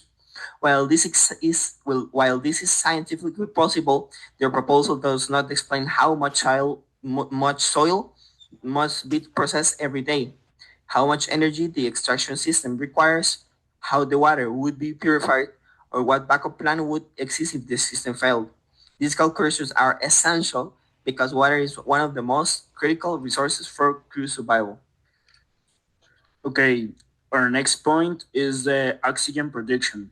The proposal mentions using MOXIE to convert carbon dioxide from the Martian atmosphere into oxygen. This is scientifically, it's a valid concept because NASA successfully demonstrated that this technology during the Perseverance mission. However, MOXIE was only a technology for demonstration. Through this operation, it produced a total about of 122 grams of oxygen with a maximum production rate of approximately 12 grams per hour. These amounts are far below what a crew of 6 astronauts will need during a mission lasting more than a year. Therefore, the proposal should explain how the system will be scaled up, how much oxygen the crew requires each day, how it will be stored, and what redundant systems will be available in case of failure. Finally, we evaluated the power system. The proposal describes an hybrid approach using a nuclear reactor, solar panels, and batteries using multiple energy sources, which is a good strategy because it increases reliability. However, the presentation does not clearly explain the total power of generation, the expected daily energy consumption, or whether the system can continue operating during dust storms or equipment failures. The final mass of power system is also unclear because some numerical details were omitted during the presentation.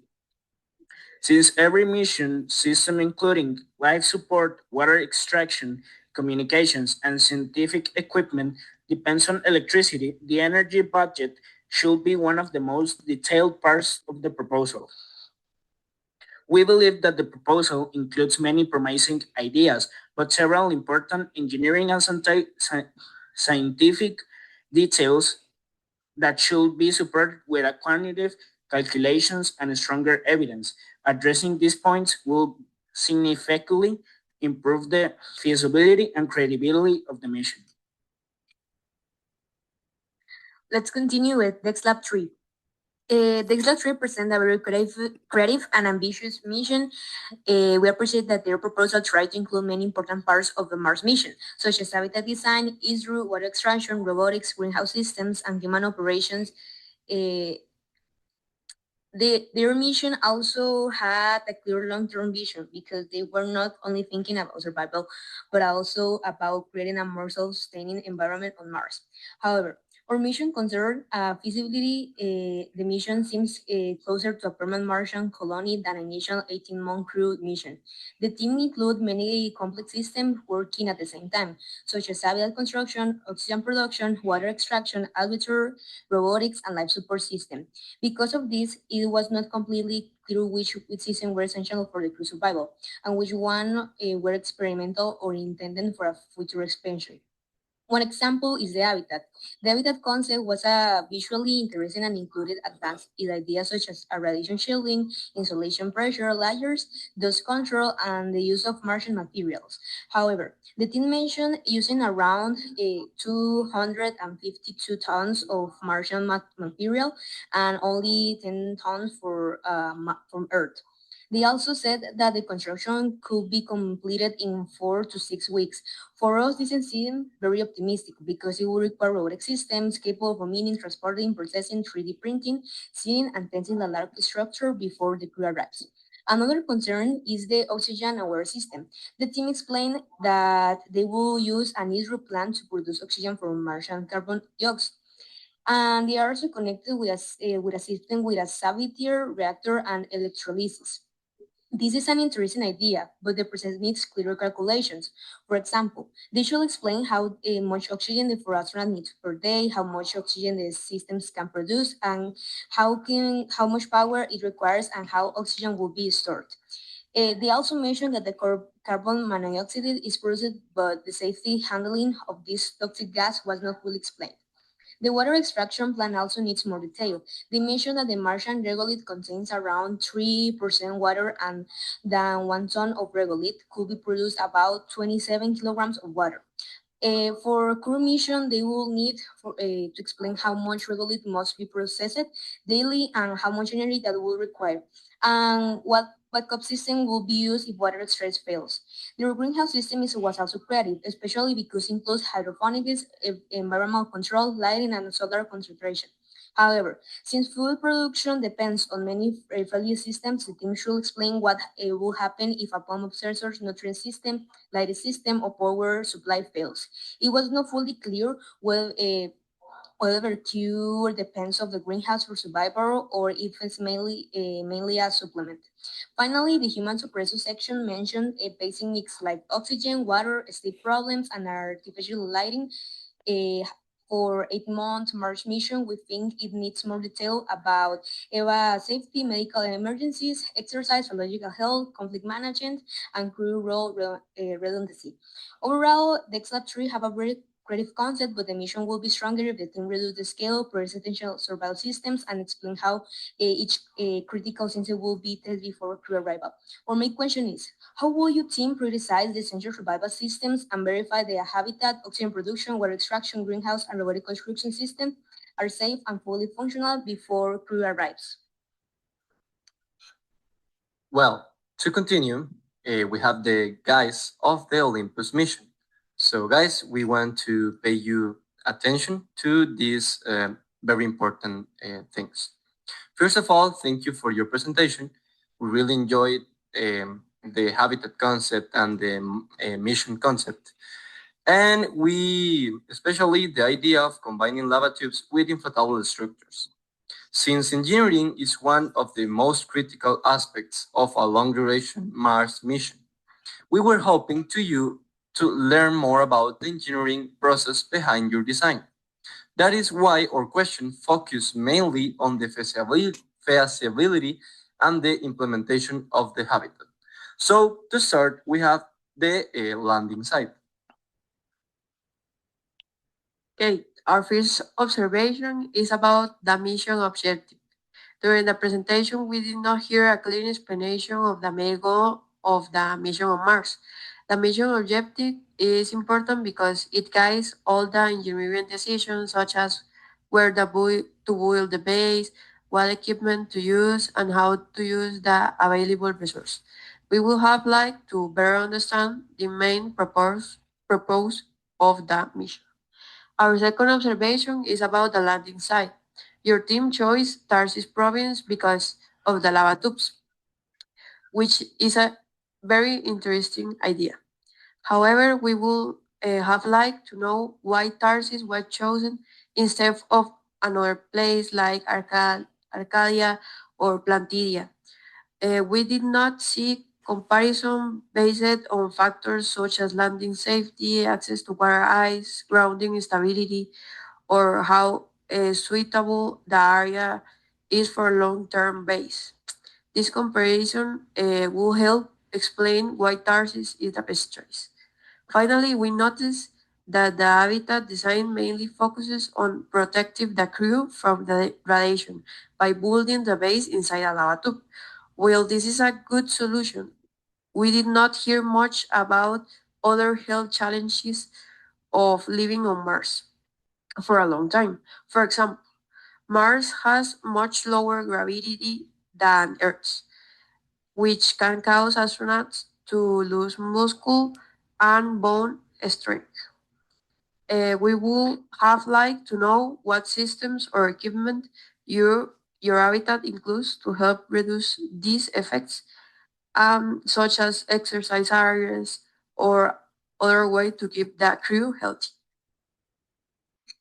Well, to continue, guys, we would like to say that we found your habitat concept very interesting because you had a lot of useful ideas, especially your decision to use lava tubes together with an inflatable habitat as a strategy to reduce radiation exposure. We believe that this is an innovative approach. However, after reviewing your presentation, we had several engineering questions regarding the feasibility of the habitat.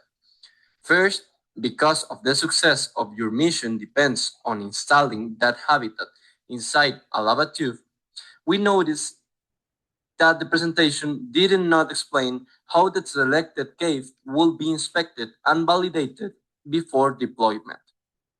In engineering, the structural stability, geometry, and accessibility of a natural cave cannot simply be assumed.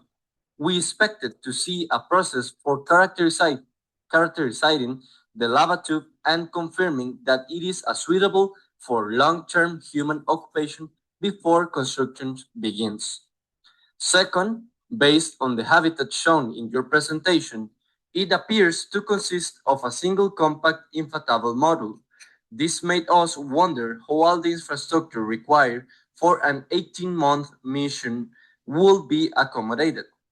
We did not see how the essential systems such as life support, laboratories, medical facilities, storage areas, exercise equipment, emergency spaces, and crew living quarters will be integrated while still providing sufficient living space for the astronauts. Finally, although the lava tube was presented as the primary radiation protection strategy, we didn't see any explanation of additional shielding measures or how the selected cave was determined to provide adequate long-term protection against galactic cosmic rays and solar particle events. We were also wondering how these engineering considerations influenced your decision to select Tarsis province as your landing site.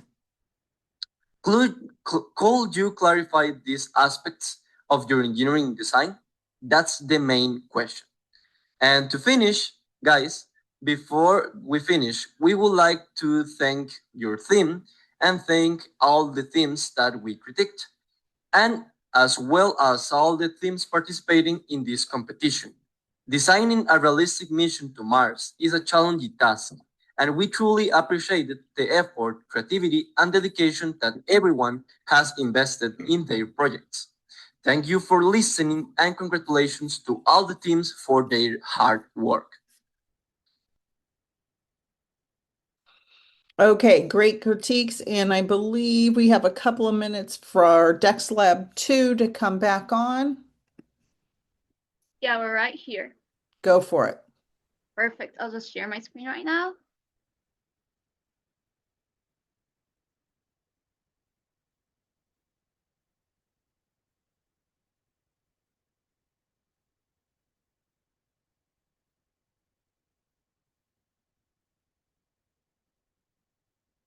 Can you see my screen?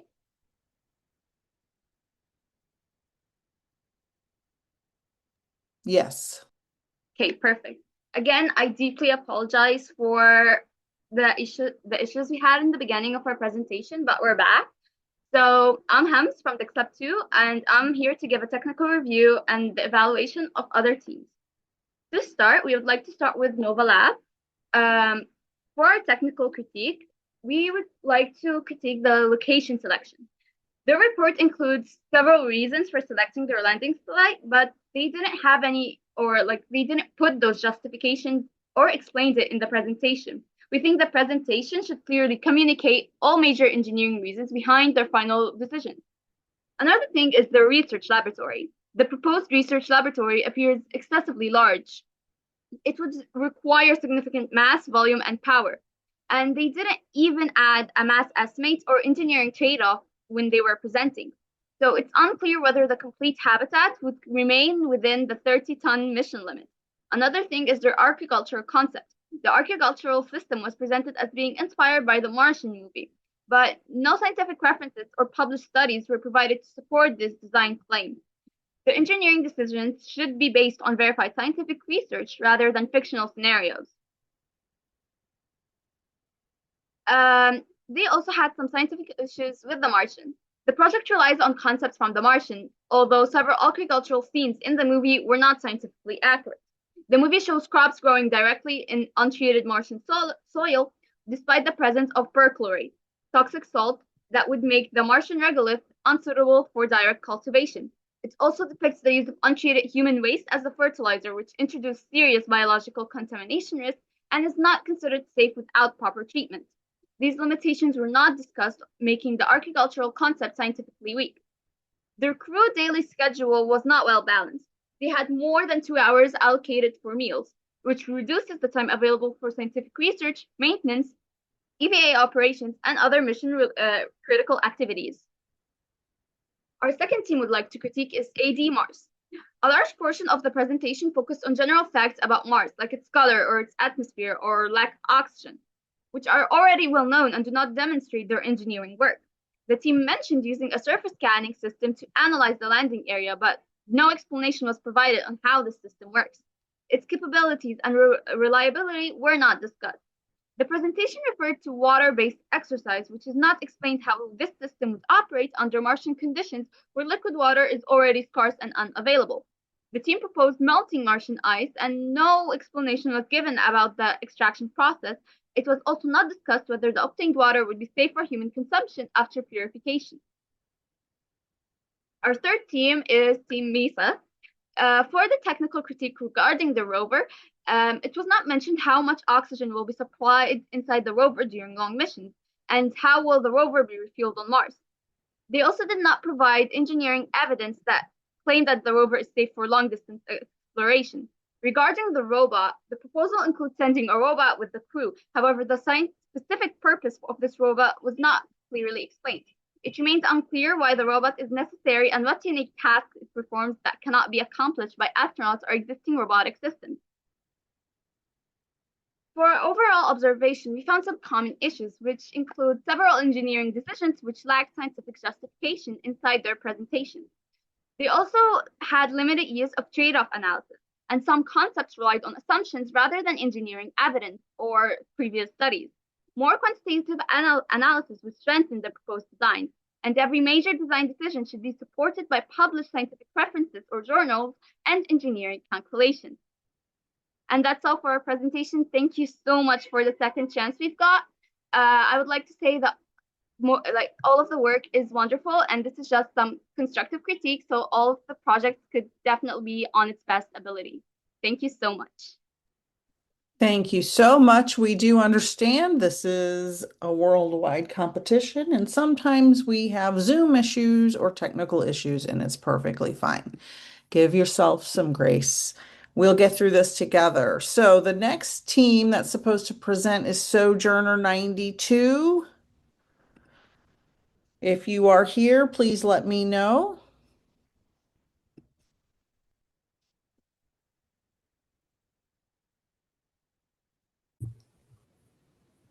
You have the floor.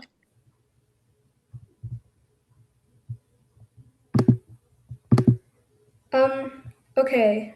Can you see my screen? It's popping up. Yep, there it is. Okay. So hi everyone, I'm Anika and I'm representing Team Sojourner 92. So today the critiques we have are, first we had one for Team DECLab 3. And so you guys proposed a massive surplus in nuclear energy generation.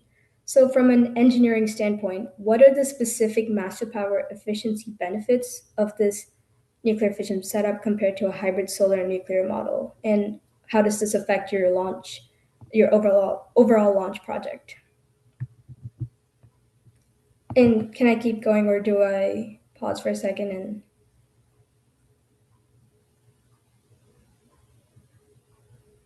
Just keep going all the way through. Okay, and for the next one is for Project Eteria, I think that's how you pronounce it. So you selected Arcadia for its potential ice resources, and you also acknowledge the risk of solar performance degradation because of dust. And so if real-time monitoring shows a prolonged dust storm lasting several sols, what is your minimum energy threshold to maintain critical life support? And how does your power system prioritize which research instruments get powered down first? Then my next one is for Team Nova Lab. So mental fatigue and isolation is definitely a significant mission risk. I think that's been really put out there by a lot of people.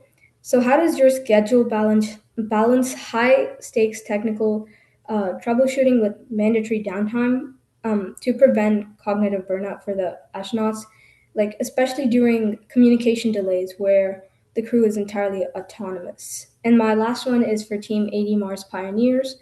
With your reliance on a two-launch strategy, what is your protocol if the primary life support equipment arrives at the surface, but if it fails to integrate correctly with the habitat construction? And that's actually all from us. Thank you for listening. Thank you very much. Go right ahead. Hello, everyone, and thank you again for joining us today. I would like to preface the critique portion by stating that all of this is out of the spirit of competition, and none of this comes from a place of malice or hate.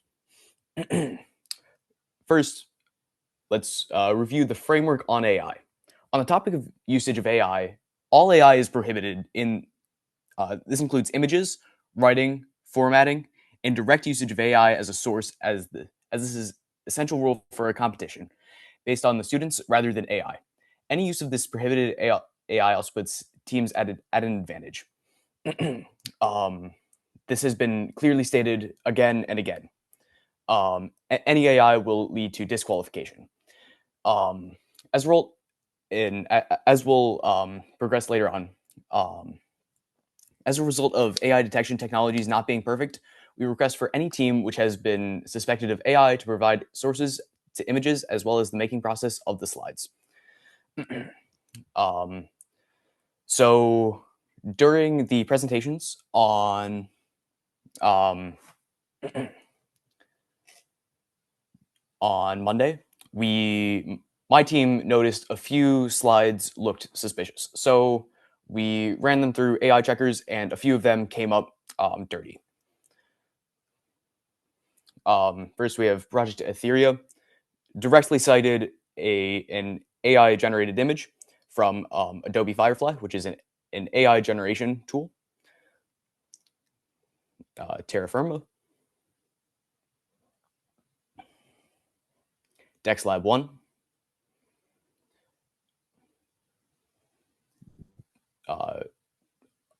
Acutus. Now, we are not saying that any of these teams necessarily use AI. However, there are some rather egregious examples that we believe deserve disqualification. Now, on to the regular critiques. We will start with Nova Labs. First, we have the location and underground risks. The lava tubes are mostly inaccessible and possibly unstable, which makes them a hazard for residents. It is also quite difficult to explore these lava tubes with rovers due to, again, the inaccessibility, the instability, and the difficulty of the terrain. Underground travel is also incredibly risky for the astronauts, as again, for the problems stated above. Now, on to the soil farming and greenhouse problems. The soil, Nova Labs' agriculture relies on using regolith as soil, but this is a problem as regolith is still toxic to humans and to plants. The crops need many, many resources, which can be allocated elsewhere. Also, potatoes alone do not provide enough nutrition to live off of, and these astronauts could not live purely off of potatoes. Next, we have construction. There are the main habitat proposed by Nova Labs is 3D printed. However, this causes multiple issues, such as this 3D printer would likely require immense amounts of power to for this type of filament to lay in these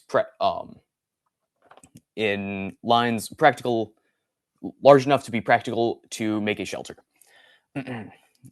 And along with the problems on this 3D printer, there's a very high likelihood that this 3D printer breaks. And if it is sent ahead of the astronauts, then it would be quite difficult to fix, leaving the astronauts out of luck for their shelter and likely leading to cancellation of the mission. There are a few life support systems weaknesses. For example, Nova Labs proposed no backup water option. And the MOXIE system is significantly too small for an operation of this size. The proposed shelter was, I believe, 4 stories, and the MOXIE system is simply too small. Now, power problems. They proposed no backup power plan relying solely on solar panels. However, the Mars is frequented by dust storms, as many of you know. This would lead to obstruction of that solar energy, as these solar panels could not properly produce power when they're being obscured by the dust. The radiation from Mars would also very likely damage these electronics, and no electronics protection was proposed. And then moving on, we have autonomy issues. The crew requires autonomy, as mission control can take 20+ minutes to receive their message and then 20 more to respond. Moving on to biology and research. Mycelium is experimental, as well as their research goals are far too broad, and genetic research is quite risky. Now, onto the crew health and mental health. There's no mention of mental health anywhere in their proposal, and no medical plan should any injuries or sicknesses come up. Now, critiques on DexLab 1. DexLab 1 never showed a weight table for all of the masses, so we have no idea if their proposal comes in under the 30,000 kilogram weight limit. The mission timeline is murky, and it relies on assuming that the in situ materials will be found for 3D printing rover of iron and high-density polyurethane. High-density polyurethane is from natural gas with extreme heat, and never explained how that was acquired. Critiques on Project Etheria. Project Etheria reserves seats based off of gender and not off of skill alone. And on a mission like this, where the best of the best of the best are required, that could cost the mission in multiple ways. Also, on their shelter, they proposed a core that was rigid, and then multiple outlying inflatable portions, which but never addressed the radiation concerns. As through our own research, we have many of us have figured out that radiation shielding is quite heavy, and it would still be needed even in these inflatable habitats. So they never proposed any radiation shielding for these likely thin inflatable habitats. Now, critiques on the multiple teams that utilized only lava tubes for their proposal. Focusing on the base to be in lava tubes is quite risky, as we are not sure what may be inside. And no one, considering we haven't explored the lava tubes, relying on them as the location for radiation shielding and for the habitat is folly, as you have no idea what is inside, if the structure is stable,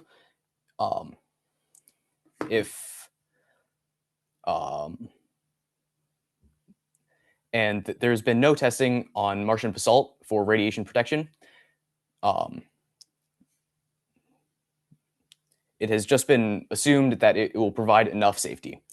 No other base locations have been stated in any of these groups, so the entire mission relies on these lava tubes being available. If they're not, what happens to these astronauts? And the teams that relied on those lava tubes were Nova, Sojourner, Orion, Misa, Acutis, and any other teams. And thank you all. Now, circling back to the AI portion earlier, we are not trying to start an AI witch hunt here. We simply want to state that we believe that multiple of these teams have broken the rules of the competition and should be investigated. I am not saying to take our word for it. I recommend to the people reviewing this to go out and see for yourselves. Nick, we will be sending you a doc with the with our proof and the teams that we believe used AI. Thank you all, and have a nice day. Thank you so much for the information. And if any teams are watching this live or watching the replay, please address the AI information that was provided as stated multiple times by me and in multiple emails. No AI is allowed for this competition. So, thank you very much for that. And is the final team here? Is Red Initiative here? Yes, we are here. Okay, I want to say one more thing and then you can go ahead and present. This is not about fighting with each other, okay? This is about following the rules and showing where you got your images or information and showing that it wasn't AI, because this is the critique portion of the competition, meaning we pick apart everybody else's papers, presentations. That's what makes this competition different from other competitions. So on Friday, when a team is presenting, if another team suggested you may have used AI, you need to provide evidence that you did not do that. Okay. So final team for the day, Red Initiative. If you are ready, you have the floor. Okay, thank you.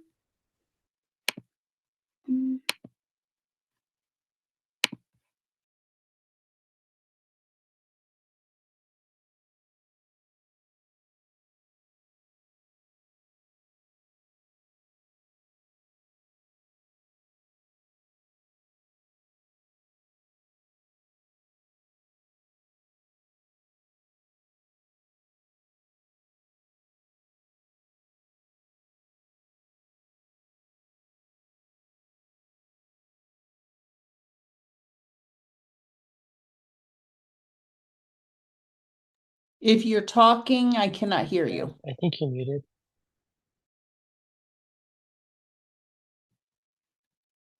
Hello? Okay, wait. I can hear you now. Go ahead. Does this work? Okay. Yes. You're good now. Okay, thank you. Hi, we are Red Initiative, and here is our criticism for today. We just wanted to mention that all the teams did extremely well, and we are extremely proud of everybody.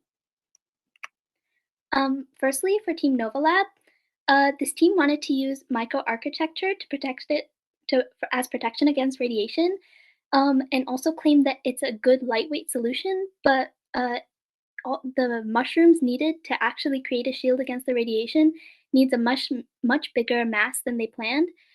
Additionally, growing the mushroom shield around the habitat takes a long time to actually grow, and until it's usable, the crew has no protection against radiation.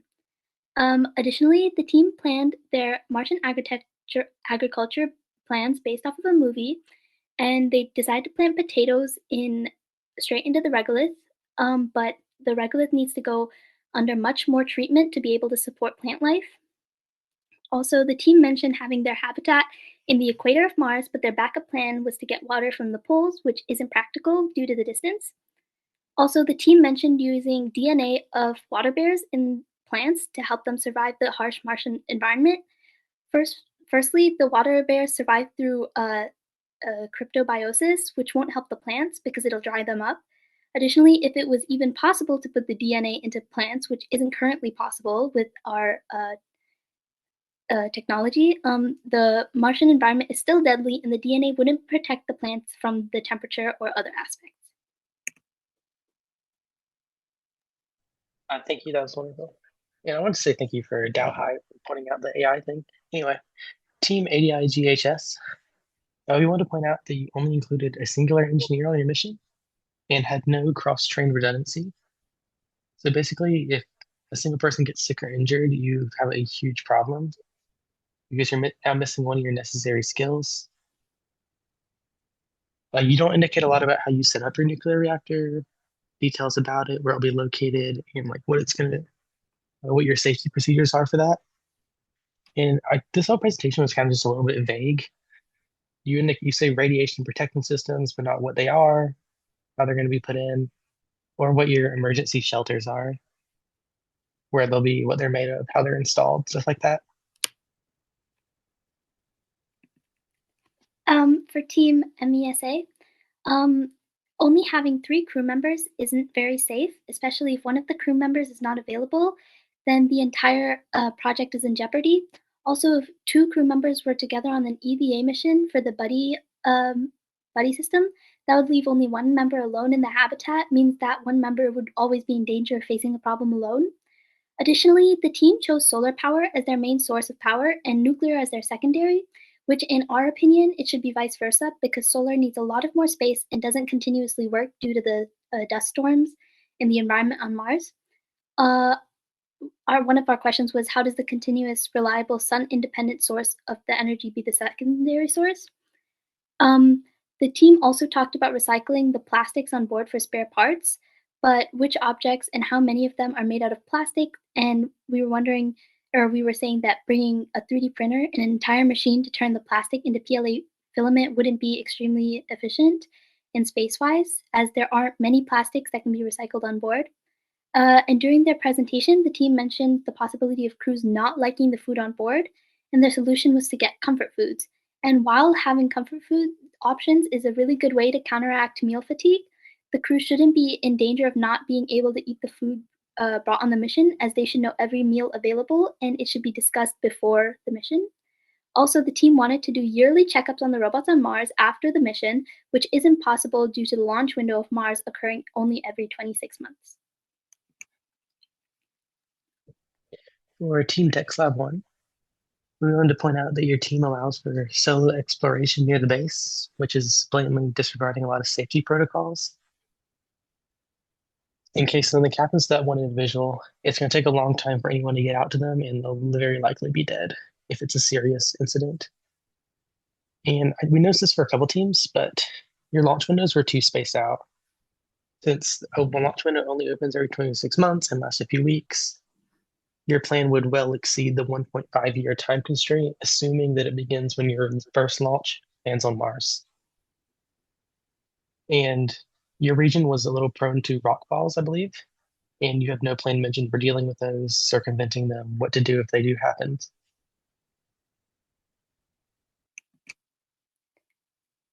For Project Alethea, the team plans to use DSOC for communication between the technology on the Mars mission, but DSOC uses highly focused lasers for super long distance communications, especially from Earth to probes deep space. It cannot be used generally for rovers and drones on a dusty planet because the laser paths could get easily disrupted, and it doesn't replace like Wi-Fi systems or other general systems. The team also wants to use the Orion IVA suit because it can house astronauts for up to 6 days in the depressurized cabin, but the suit is designed to be an intravehicular launch and entry survival suit and would not be able to handle emergency exposure on the Martian surface because it cannot handle the environment like dust and isn't very mobile. And the bioreactors, while is interesting technology, is not super reliable. Using this primarily for the entire mission duration is a danger because if there's any major mechanical or chemical backup, then it's not good. Also, the use for life support is not reliable enough to be a proper contribution. For Etheria, we believe that your habitat space was a little bit lacking, and that you should just focus more on making it expandable instead of trying to have so much space right off the bat and using a lot of mass, which I believe you dedicated 22 tons to engineering. And you also had a singular 40 kilowatt nuclear reactor, which would be extremely unfortunate in the risk of failure. And we believe that 4 10 kilowatt units would be a more appropriate approach.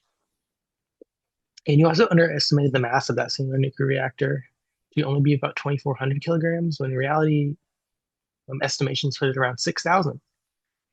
So you also may not be within your mass budget considering that cut down.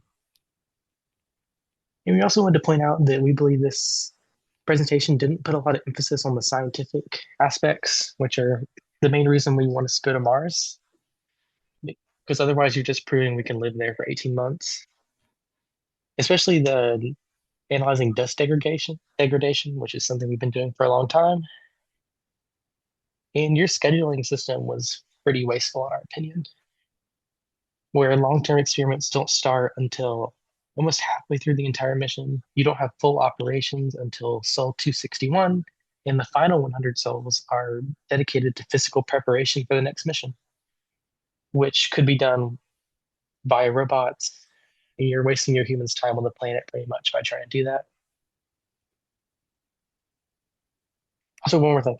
I think you mentioned using antennas to circumvent solar conjunction, which would not work. You need satellites to do that. Okay. For Team Cardinal, first of all, Noah did amazing, and we're very proud of him for being able to do it by himself. But a couple of things that we noticed were the Gerazo crater is a good landing site, but the ice there is pretty hard to access. Also, insects are not required as a food source, as there are other possible sources. Additionally, insects don't have all the nutrition required to keep the astronaut healthy. Also, one nuclear reactor is not able to provide enough power for 4 crew members. Also, the team mentioned using Perseverance as a backup communication, but we were wondering what the primary communication source was. Also, the team mentioned bringing an entire pressurized rover only for emergency, which might not be the most efficient.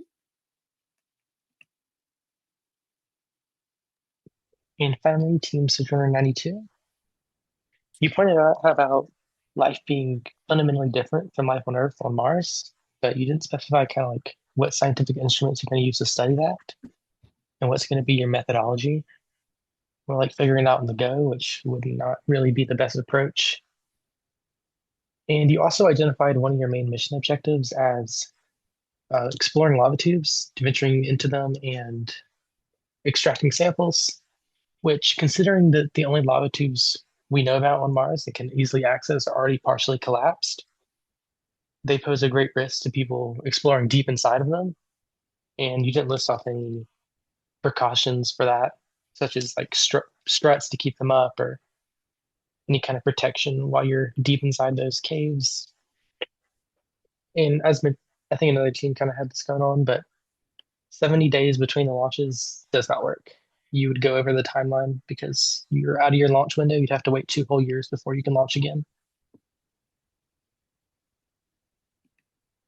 Okay, that's it for our criticism. Thank you so much, everyone, for listening, and we hope to see how we all do on Friday. Great job, everybody. And I believe that's the end. Everybody has presented today, correct? Just double checking if I missed anybody.